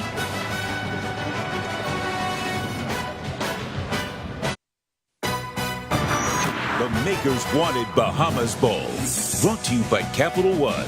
This is banking reimagined. And Pizza Hut, official pizza of college football. No one out-pizzas the Hut. It's always a big part of the Makers Wanted Bahamas Bowl. The 2 schools who are in attendance giving back to the youth of the Bahamas. Players and coaches from the Bulls and 49ers held a youth football clinic. Mix of fun and learning. Lots of smiles everywhere. And everybody who participated in the clinic got to leave with a t-shirt and a ticket to today's game. Get a chance to see some big-time college football, Buffalo and Charlotte. Dominic Taylor was the injured player for Charlotte. He's being attended to in the medical tent for the 49ers. Buffalo takes over. On downs, Jarrett Patterson trying the left side. Looks to hurdle the defender. And he's out of bounds at the 35-yard line. It's a gain of 8 on the play. Patterson getting up there. Going vertical. I like it. That's 3rd or 4th time today we've seen guys jump, and it's resulted in flips. The Feast Lion was the player he hurdled. And right here, here's your 2nd and short here, Steve. This might be a spot where I go play action, maybe try to take a shot downfield, seeing how tight those safeties are playing. My man. Marks is in there with Patterson. They're going to keep it on the ground with Jarrett Patterson. On 2nd and 1, got the necessary yardage, picked up 3 on the play. Clock will wind. Under 8.5 to play in the 3rd quarter. Buffalo enjoying a 17-0 lead. Talked so much about Will Healy. Lance Leipold is a story in himself. Come out of a Division III program, Wisconsin Whitewater. Had a 1-loss record of 109-6. How's that for a winning percentage? 6 national championships. Yes. I mean, the list goes on. I think Lance Leipold is amazing. I think he's so good. He's a program builder and does an incredible job. Van Treese will take a shot on first down and 10. And that's how we opened. Antonio Nunn trying to haul in another touchdown pass.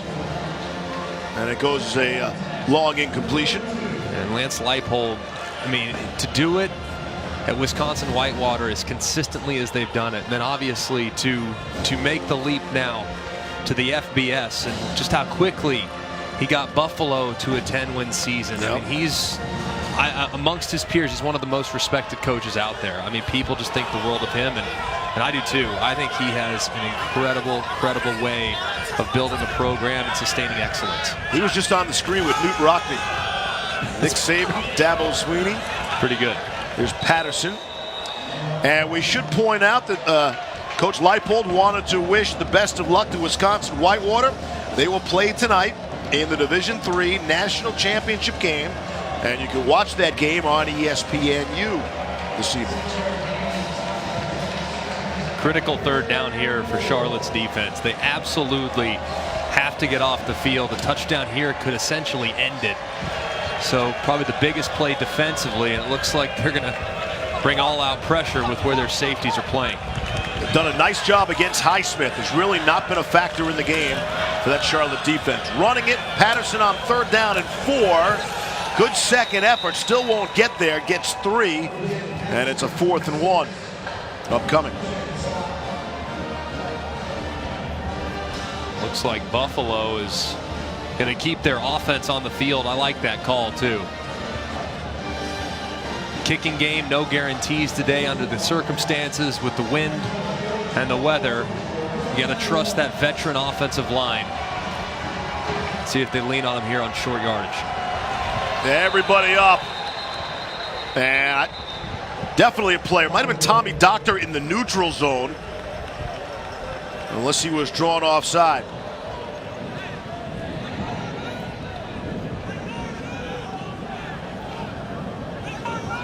Offside, defense number 90. That 5-yard penalty results in a first down.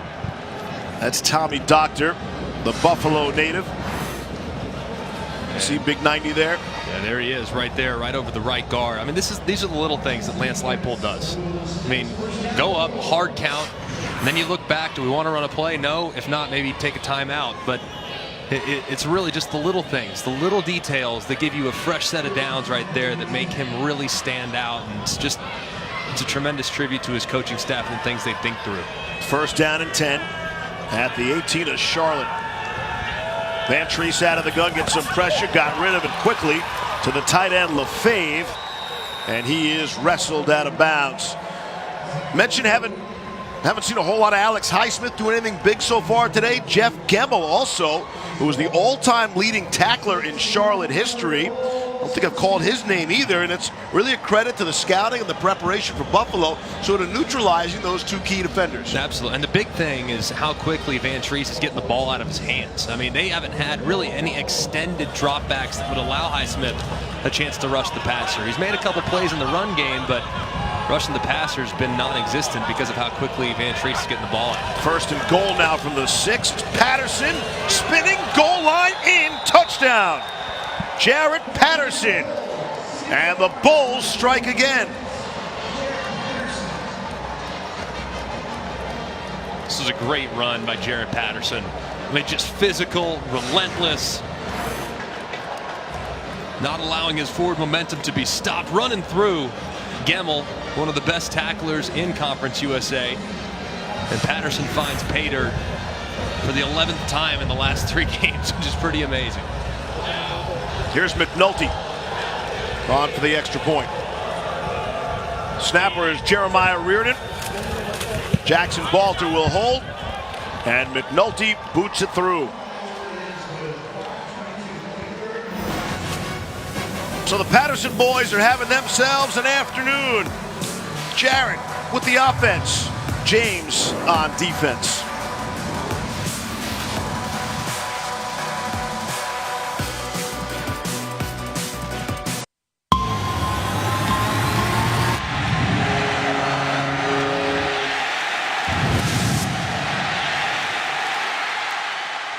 College football playoff semifinals, Saturday, December 28th on ESPN and the ESPN app. The Heisman winner, Joe Burrow, and number 1 LSU take on number 4 Oklahoma, the Chick-fil-A Peach Bowl at 4. Then it's Ohio State and Clemson in the PlayStation Fiesta Bowl. Should be a couple of great matchups and showdowns.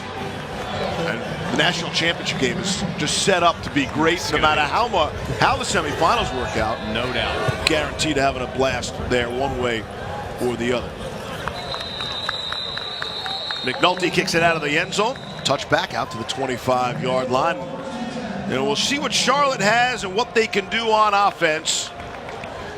And Alex Atkins, he's an offensive line coach in addition to offensive coordinator. So he came in thinking, hey, you know, we're just going to run the football here. And he said, well, I got Benny LeMay.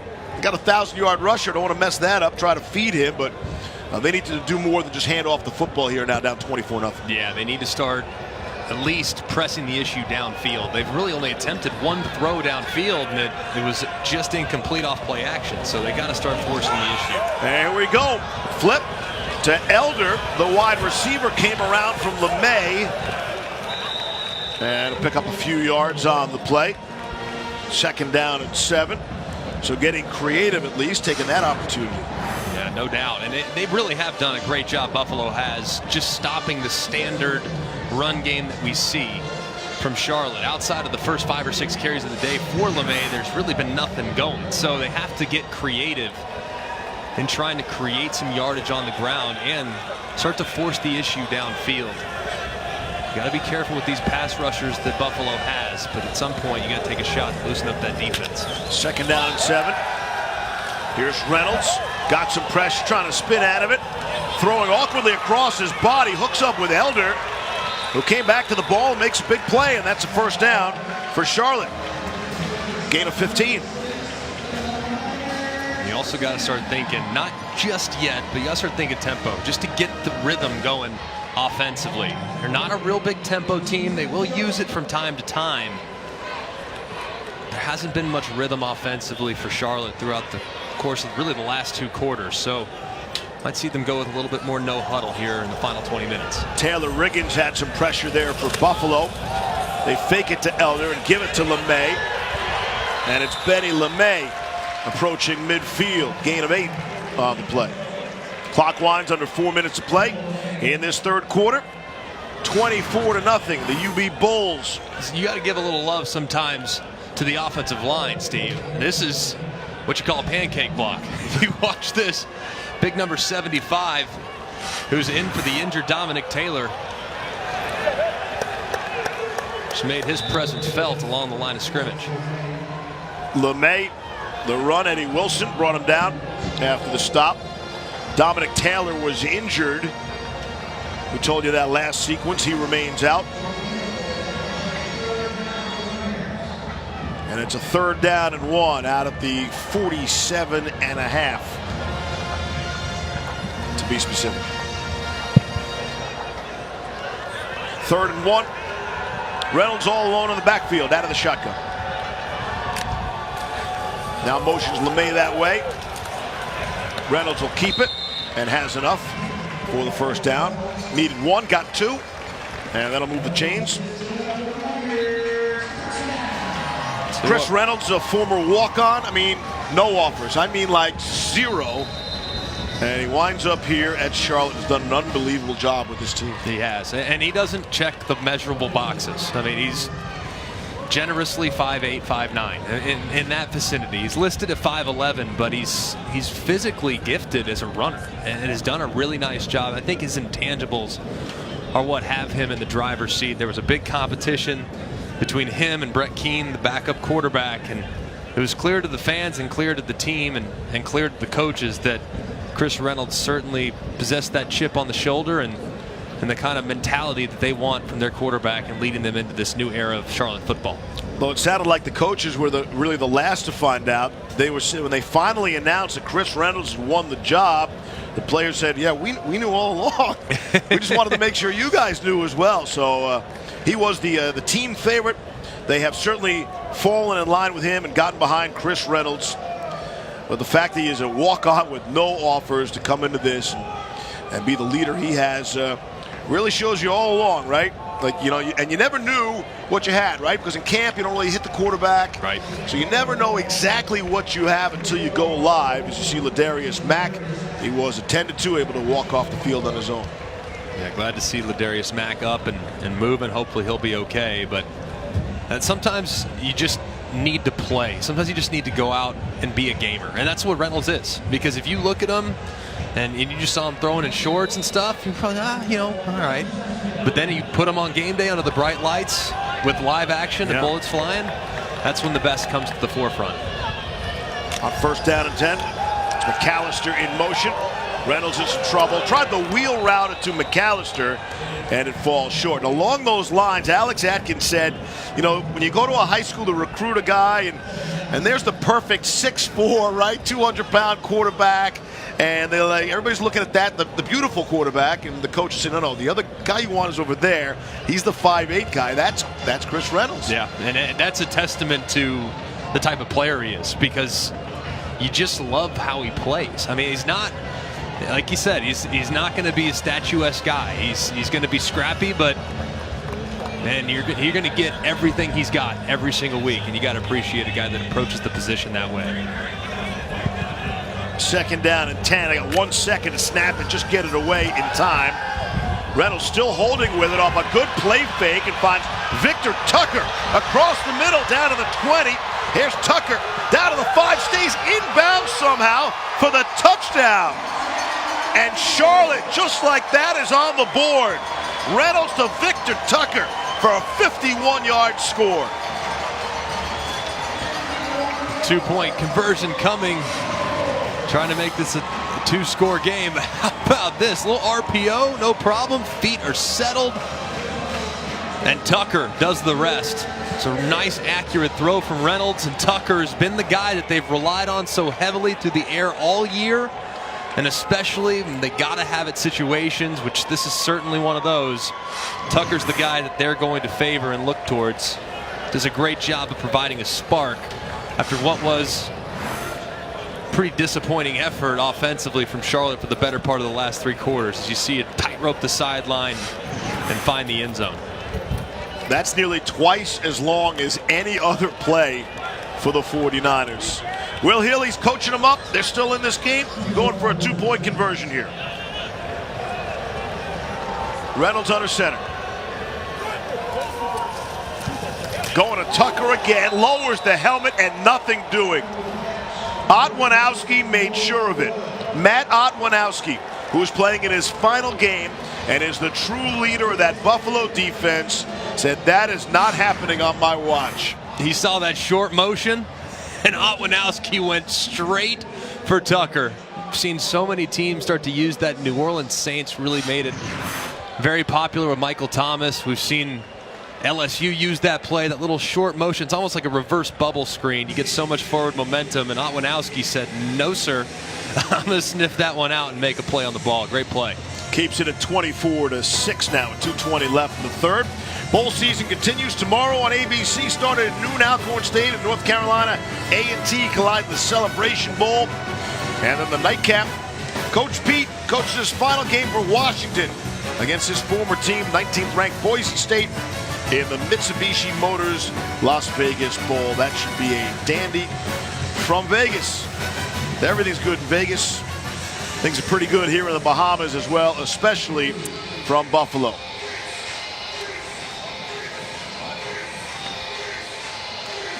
So a little spark, something for Will Healy and his team to rally around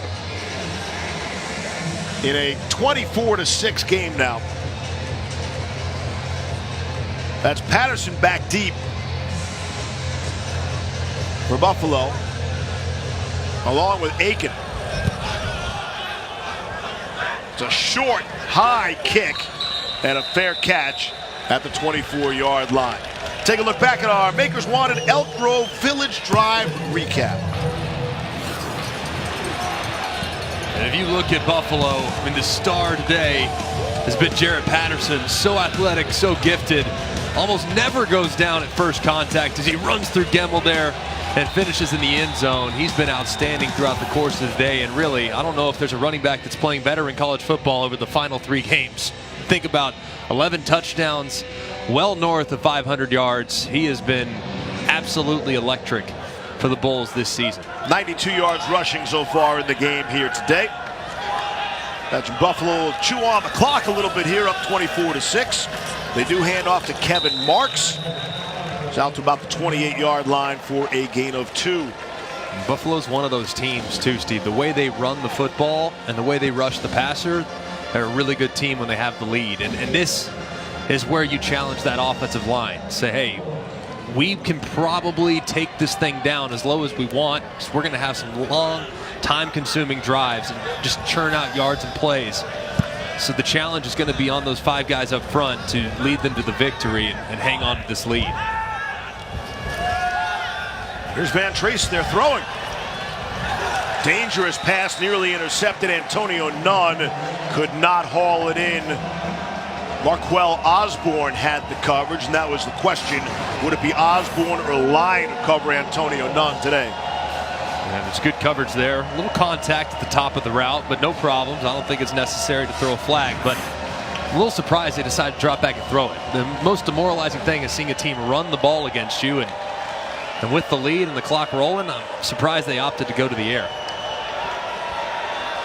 3rd down and 8. That's Nunn in motion. Have to throw it now, Van Trace. It's Nunn, and the ball squirts out, incomplete. And Charlotte's going to get the football right back here. So nothing doing on that Buffalo drive. And it's the first 3 and out for the Bulls all game. I really don't like that sequence there from Buffalo's offensive coordinator, Andy Kotelnicki. Look at the slip there on the angle route. It's a difficult route to defend, and if that throw was a little higher and he doesn't slip, they're probably going to have a first down. But I don't like throwing it on 2nd and 3rd down there, especially knowing that Charlotte just seized momentum. Jackson Balter is back deep. Got a freshman punter from Orlando. Roll to his right and kick it away. The Feast Lion takes a bounce. It's a Buffalo bounce. All the way down where it will stick at the 29-yard line. It's a 44-yard punt for Balter. Down to Diana on the field. Hey, Steve, you'll see on 3rd down the Charlotte guy standing up on the sideline holding up 5 fingers, and they just yell and scream at the same time. Well, it turns out it's a war thing. They learned it from Army, and what it actually means is we are relentless. One of the 4 major pillars of this program, WAR. We are relentless. Also, they celebrate success. That's another pillar. The dunk can to celebrate turnovers has been impressive. And, of course, the hype squad on the sideline. So 4 major pillars on game day for the Charlotte team. See if they got something else to celebrate. Here's Victor Tucker on a handoff and an end around. And it's a pickup of 13. Got it going for the first down. They do like to celebrate. In camp, in fact, Will Healy shut down a practice. They had a touchdown, and he said his guys did not celebrate enough. We're going to do it again. So not the play that was the touchdown. We're going to do again the celebration. I mean, that's really taking it to the full extent. They dance after every play. It's essentially a dance contest on every single snap in practice. You got to get ready for Club Lit. Absolutely. Post game after a victory, but they trail 24-6 here. And Reynolds still has the football. He is taken down from behind. Malcolm Kuntz got a fistful of Charlotte jersey to bring him down. They tried to go with the exact same play that was the big hitter, trying to get Tucker on that little post route to the outside, the RPO. You see the footwork's the exact same. This time, however, the offensive line and Ryan Carrier there trying to block Kuntz. Unable to keep number 50 in front. He's been disruptive all day. Forced the fumble earlier, gets his 2nd sack there. Tied in the MAC with Ladarius Mack for sacks with second in the conference. Has a couple here today, and that's going to take us to the end of quarter number 3. Little spark for Charlotte. They get on the board. They've got the football. We'll see what else they can do with it. 24-6 heading to the 4th.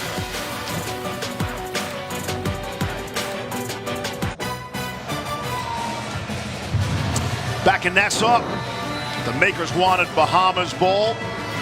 Glorious accommodations taken care of by the fine folks of Atlantis. Atlantis and Nassau open for business. Come on down and see these people. They got lots of smiles and great hospitality here. Benny LeMay on the ground as we open up the fourth quarter. Steve Levy along with Greg McElroy and Diana Rossini. Just missing Lugs here. We'll have an XFL crew. Where in the world is Tom Luganville today, besides bitter wherever he is? I would imagine he's probably watching Star Wars, the episode 9 for the 3rd time. Life on the road with Lugs, that's going to be something. It's different. It's different. You're going to like it. We're going to have a good time. All right. It's going to be awesome. We should see about that. I'll be the judge of that, if you don't mind. 3rd down and 8 upcoming. Just about a critical juncture here for Charlotte. Keep that offense on the field. Here's Reynolds trying to run out of some trouble.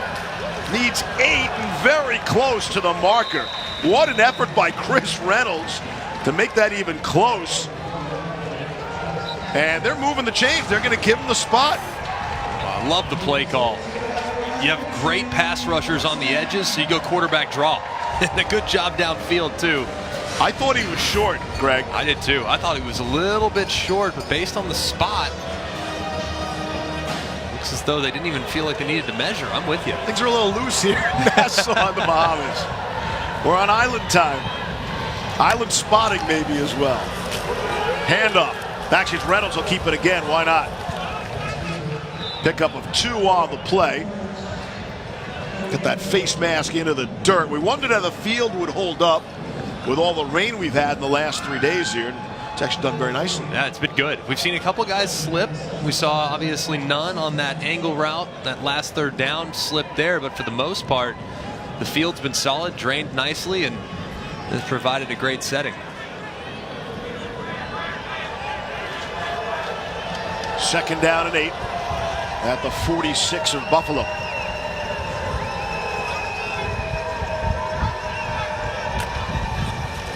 Charlotte in no particular hurry. Here's Reynolds rolling to his left, being chased, throws across, spotty, it's caught at the 21-yard line.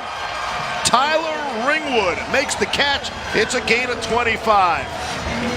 It's a nice job here by Reynolds. This is essentially like a play-action boot. Instead, they fake a little quick game, they roll him out, and he does a good job on the scramble drill, finding an open receiver. On 1st down and 10, it's LeMay. He'll pick up 6 yards on the play. Ringwood was told this morning by head coach Will Healy that you would be one of the captains. Tyler Ringwood and Tommy Doctor, not normally captains, were added as captains for this game. Two Buffalo natives, and that gives you a sense that Will Healy's got his finger on the pulse. Something to get nice from the head coach there. Absolutely. Really cool. Really cool that they would do a tribute like that before the game. 2nd and 4 from the 14. Reynolds under center now. Buffalo's loaded up. Reynolds trying to get rid of it. Trying to wheel it to LeMay. And James Patterson had the coverage. It was a great job by Patterson. Usually when you do that fake rollout and the next thing you know you sneak that running back out on the wheel, usually he's wide open. But a good job by Patterson reading his keys and covering up the running back. Probably used to covering his brother. You know, that's probably what it comes down to. Patterson is a team captain. 3rd down and 4. 4 down territory for sure for Charlotte. Field goal's not going to do them any good at this point of the game. 2 tight ends, bottom of your screen, Roberson and Carrier. Here's Reynolds going to try to run for it. And nowhere near it, down to the 15. Eddie Wilson wasn't buying that. The sophomore from Jersey City. And it's going to be 4th down. Now, this was a good job. They overrushed the passer last time and allowed that quarterback draw. This time they go with an internal twist with their 2 defensive tackles and create an opportunity. And because of the lost yardage, it looks like they're going to opt for a field goal to make it a 2-score game. Surprised by this move, frankly.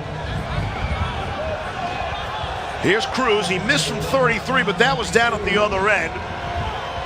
Jonathan Cruz with the wind from 32 this time. Snap of the play's good. The wind is blowing it around and gets it through. Jonathan Cruz. The field goal. 10:50 to go in the fourth quarter in a 15-point game.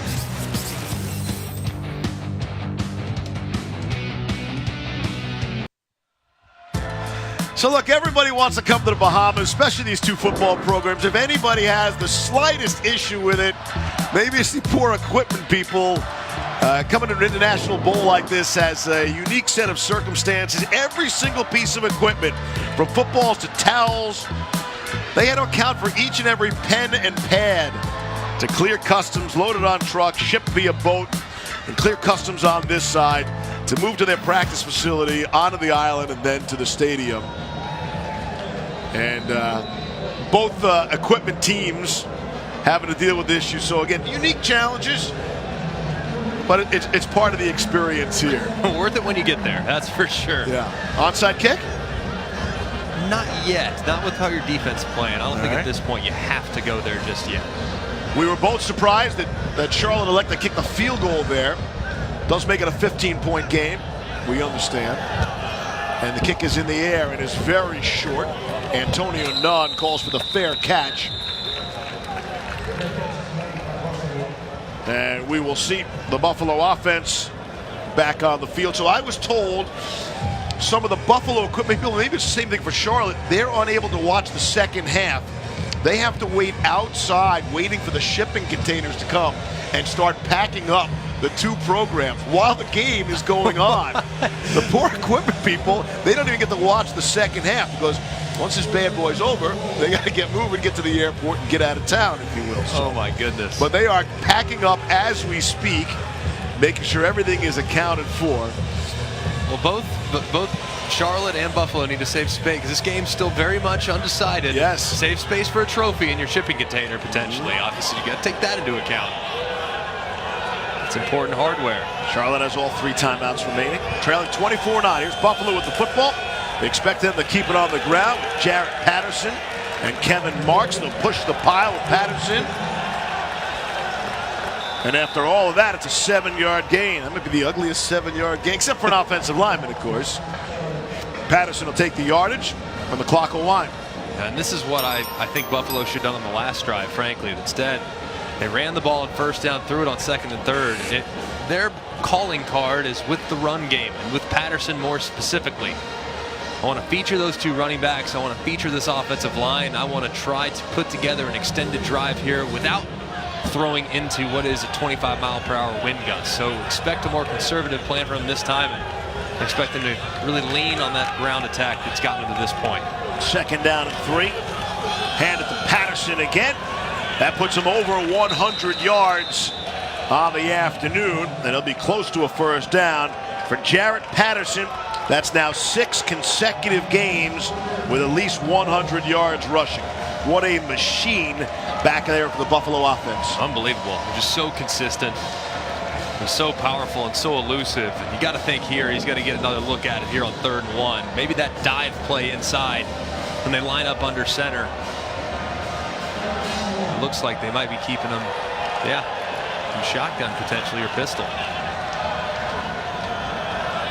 3rd and 1 from the 34. Vantrease hands it off to Patterson. He's got first down yardage. 5 yards on the play. You saw another shot of Will Healy.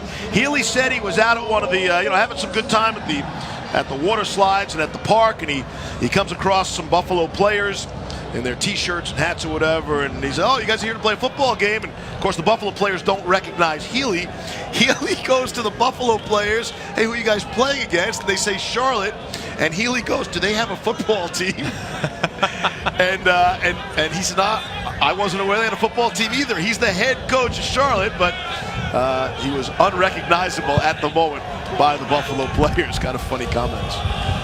That's kind of the respect they're trying to build up in Charlotte here in their first ever bowl game. Their 5th season in the FBS, 7th year as a program. 7-win season here in the bowl to gain a 9 there. What a great move here by Patterson. He's got Gemmel right there, and Gemmel's had a tough time today He's the leading tackler, has gone over 300 tackles in his career, but man, he is struggling with Jaret Patterson. You see the little wiggle right there and burst to the outside. You see some of that elusiveness and that ability to stop and start and accelerate quickly, make Patterson so difficult to contain. Second down and 1, under 8 minutes to go now in a fast-moving football game.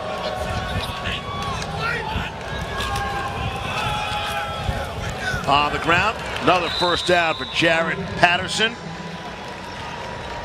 He was the MAC Freshman of the Year a year ago, so I think everyone sort of had an idea of what the Bulls had with Jaret Patterson. Set a school rushing yardage and touchdown record this season. 5th in the nation overall in rushing yardage, and continues to churn out those tough yards in between the tackles. I love this young man. I think he's an excellent football player, so well-rounded, and has a very, very bright future, both at Buffalo and I think at the next level as well. First down and 10 from midfield now. Patterson on the ground. That's amazing, right? Because Charlotte knows what's coming here. Yeah. A healthy dose of Patterson, and they still can't stop him. And that's credit to the offensive line of the Bulls as well. There is a flag down now. That'll stop the clock with 6:58 left.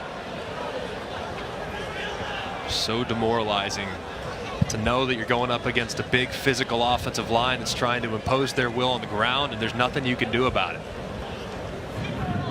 After the play was over, unsportsmanlike conduct, offense, number 86. 15-yard penalty, second down. That's number 86's first unsportsmanlike conduct foul.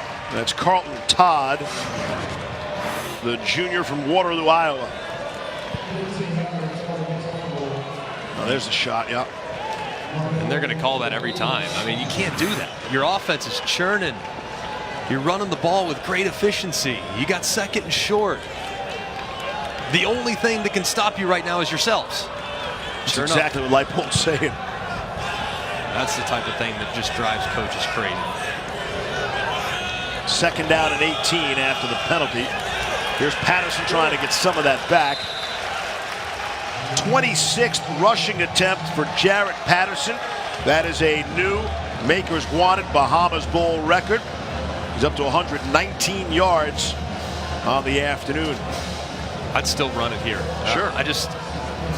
If I'm going to throw it, it's got to be a really high percentage completion, a screen or something behind the line of scrimmage. I just don't want to run the risk of that clock stopping for any reason whatsoever. Plus, my best playmaker is number 26, Jaret Patterson. I want to get him another touch if possible, and who knows, maybe he makes a couple guys miss and somehow finds a way to convert, even though it's unlikely.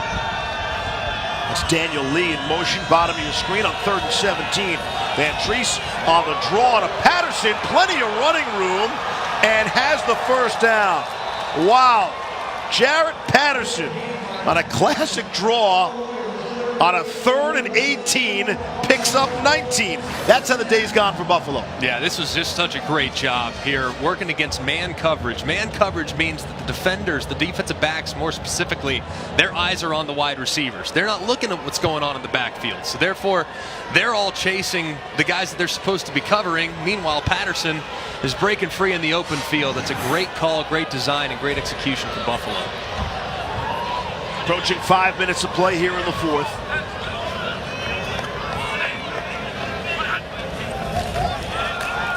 Patterson again. And Charlotte is helpless. Charlotte is helpless against Jaret Patterson as he rips off another 13 there. And again, credit to that offensive line for the Bulls. Look at that. I mean, he's just working through defenders. And how about him switch arms?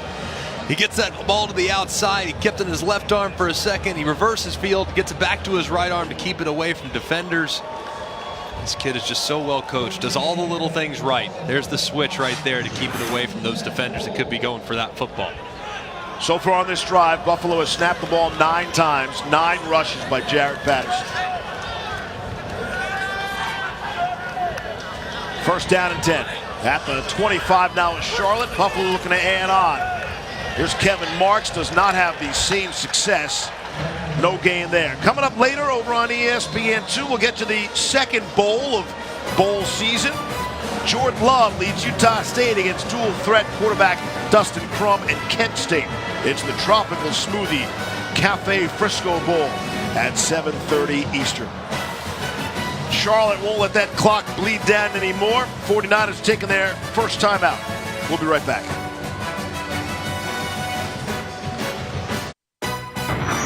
The Makers Wanted Bahamas Bowl, brought to you by Elk Grove Village, Illinois, is beyond business friendly. Find out why at makerswanted.org.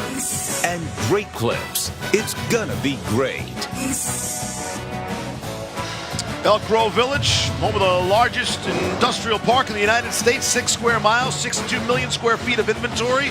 The top national destination for a data center in the U.S. with 2 million square feet. And the headline sponsor, the Makers Wanted Bahamas Bowl. You a data or data guy? Data. Are you data? Caribbean or Caribbean? Caribbean. 24-9, Buffalo leads, and it's Kevin Marks inside the 20-yard line. We're going to know this stuff. We're going to work together. It's important information. We got to iron these things out. Can you feel the chemistry? It's been working 40, 45 years together. You can't fake this. No, can't. Under 4 minutes to go and another timeout. Charlotte will stop clock. For Buffalo, this is the people of Western New York, those great football fans, hoping this is part one of a doubleheader. Because the Bills will play a rare critical game for Buffalo in Foxborough tomorrow. But the AFC East sort of on the line, or at least it's on the line as it's been in a long, long time. So Buffalo having their way with Charlotte today. We'll see how the Bills do in Foxborough tomorrow. Take a look at the clutch delivery brought to you by Chipotle. I can't wait to see it.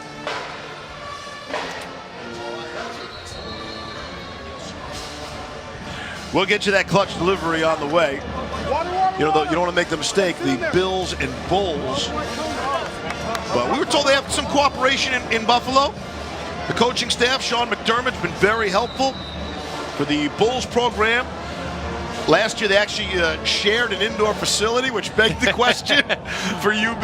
Yes. How did you not have an indoor facility was my first question. But the beautiful new facility now that they don't see as much of the Bills, but still a good relationship between these coaching staffs. 3rd down and 3. Handoff is Kevin Marks. So he's going to be just short. Van Tree sort of slipped on that exchange. And another timeout. Charlotte spends their last timeout. 3:56 to go in the fourth, 24-9.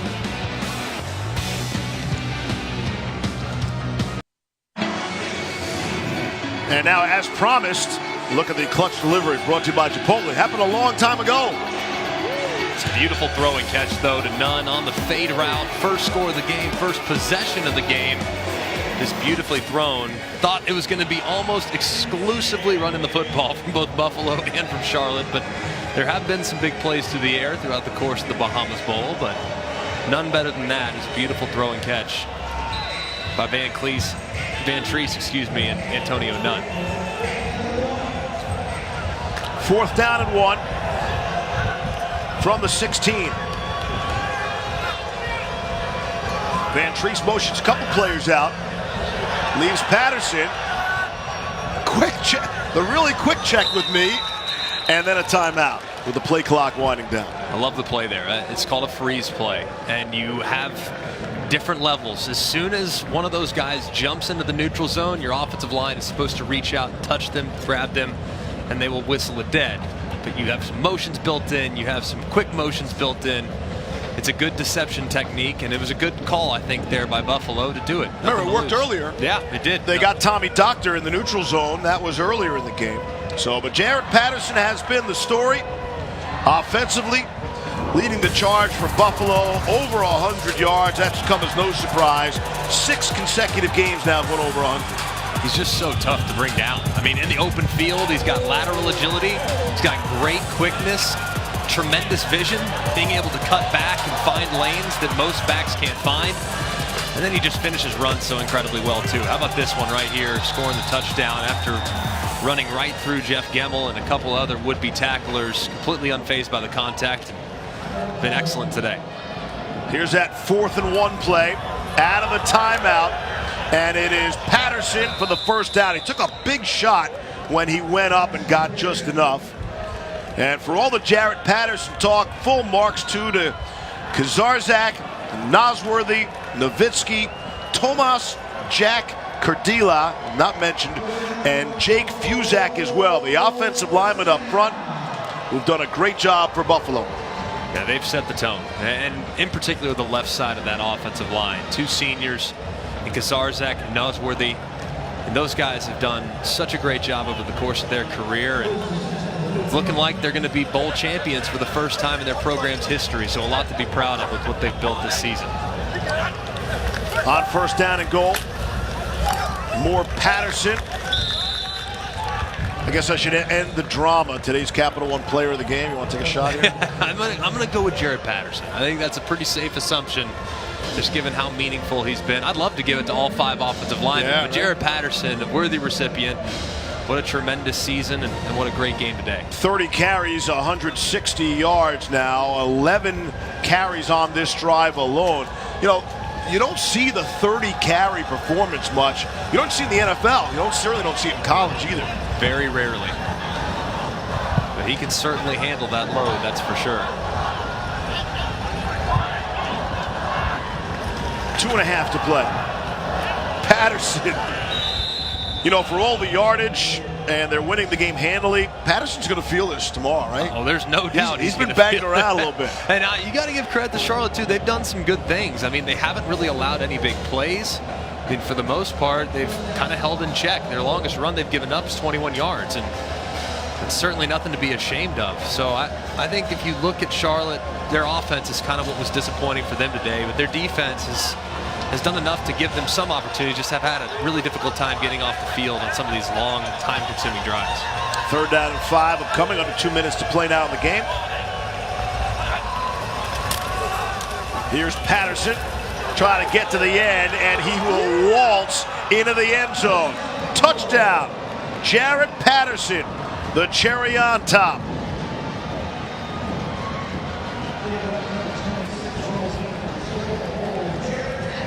Great job by this left side. Tight ends and the left side of the offensive line untouched. I mean, great contact up front. Run through the would-be tackler there as he lunged for the feet. And Patterson finds pay dirt yet again. What a performance from the sophomore. Hey, that's what I was going to say. He's a sophomore. His bet is probably yet to come. 30 carries for 80 yards. 13 carries, I beg your pardon, for 80 yards on that drive alone for Jaret Patterson. And the extra point is good for Alex McNulty. Buffalo's on their way to their first bowl win in program history.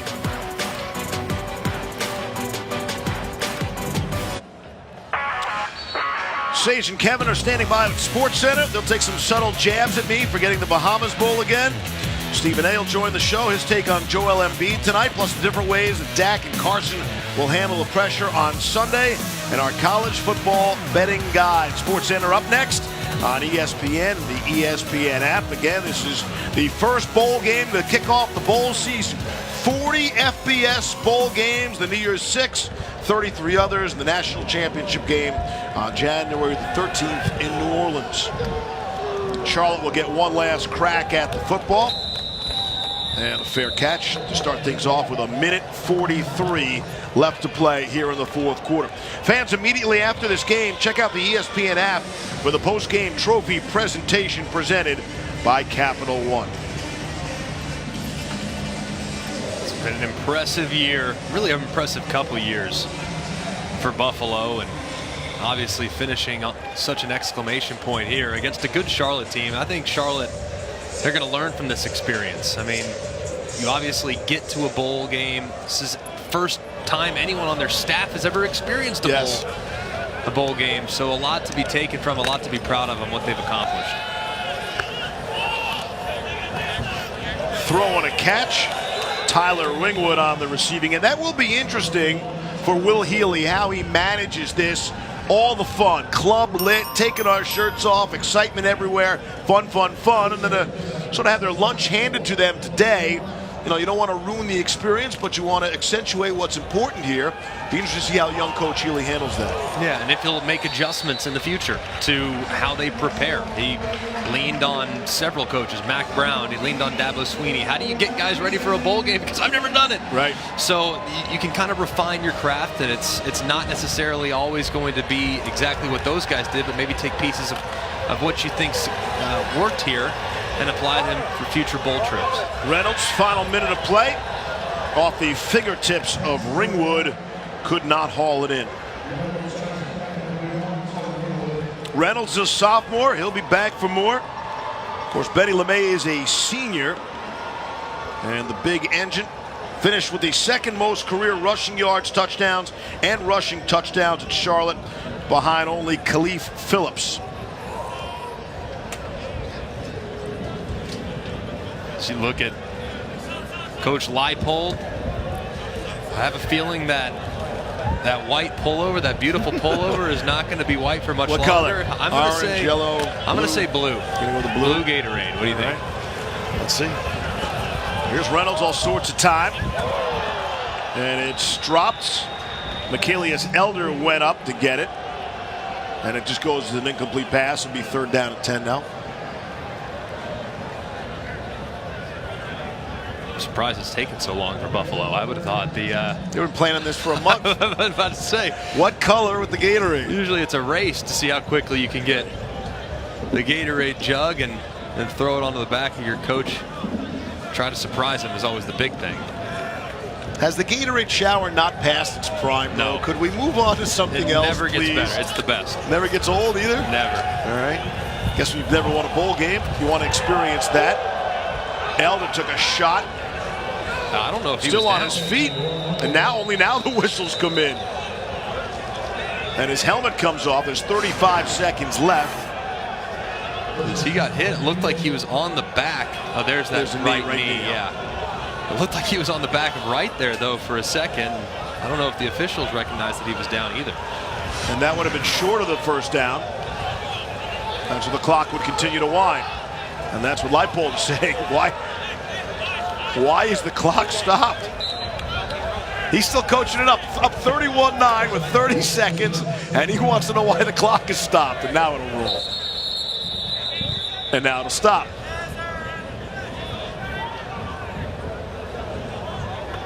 Extending everyone's stay in paradise just a little bit longer. I'm very optimistic about Will Healy. I'm very optimistic about Lance Leipold. I think both these coaches are incredibly good. If I were an athletic director at a big-time job, these would be two guys I would consider on an annual basis. I really believe that. I think these guys are that good. And I think the future is very bright for Will Healy at Charlotte. And I also am very, very optimistic about where Buffalo is going under Lance Leipold. These two coaches are just awesome. I mean, Will Healy, he's in his first year. And I cannot confirm nor deny, but it might be an understanding. He's already been extended twice. I mean, in his first year. Right. That's how much that Charlotte recognizes what they have in that head coach. And Leipold signed a 5-year contract extension back in February. So I think these two schools, these two programs understand what they have right now at the head coaching position. Tyler Ringwood again for 12 yards. Blue Gatorade. Blue is the answer if you're scoring at home. The 49ers of Charlotte get to play in their first ever bowl game, and the Bulls of Buffalo in their 4th bowl game in program history.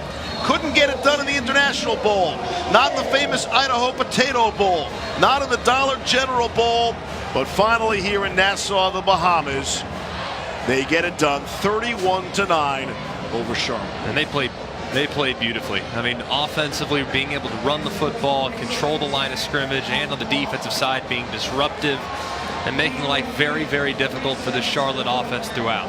All right, thanks to Adam Coppinger and Greg Wheatcamp and Brett Lancaster, who have overseen this production, all under the watchful eye of the man we call JV, John Vassallo. We thank everyone for their assistance. They were celebrating UC final on their television screen We see 3 seconds left on the scoreboard clock. Leipold can't believe it. It's 3 seconds. We're up 31-9. Can I celebrate my first bowl victory, please?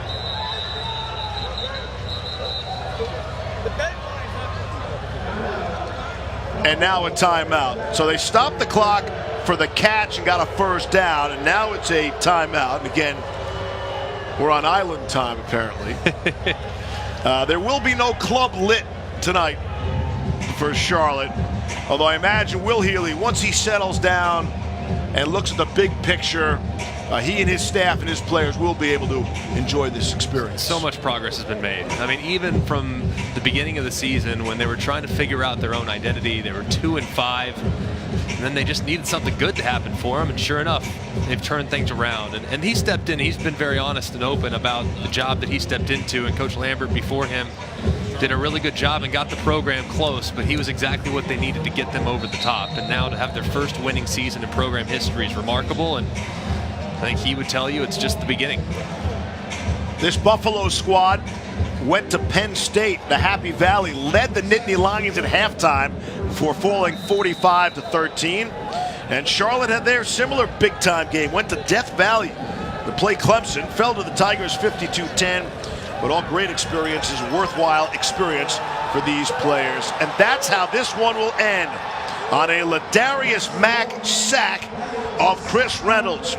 And now zeros everywhere you look. It is a final. The Bulls of Buffalo. As a proud SUNY alum myself, congratulations to the State University of New York at Buffalo.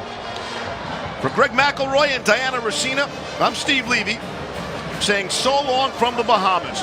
The Bulls get it done in their 4th bowl game in program history. Buffalo is a winner, 31-9 over the 49ers of Charlotte. For the Makers Wanted Bahamas Bowl Capital One post-game trophy ceremony, go to the ESPN app. Now set to take you to SportsCenter on earlier than scheduled.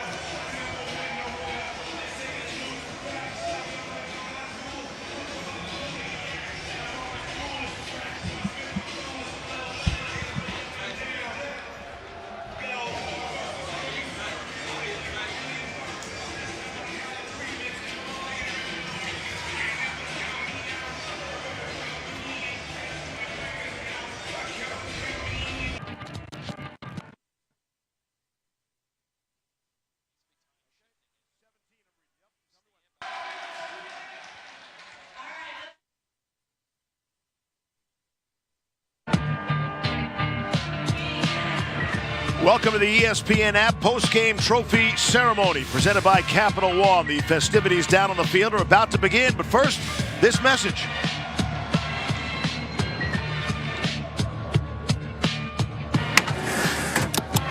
Promise that you'll never find another like me.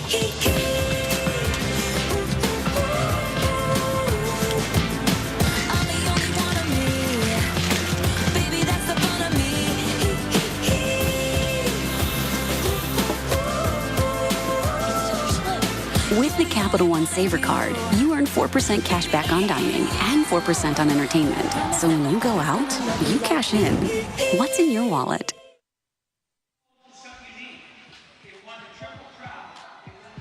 Let's take a look at today's Capital One rewarding performance.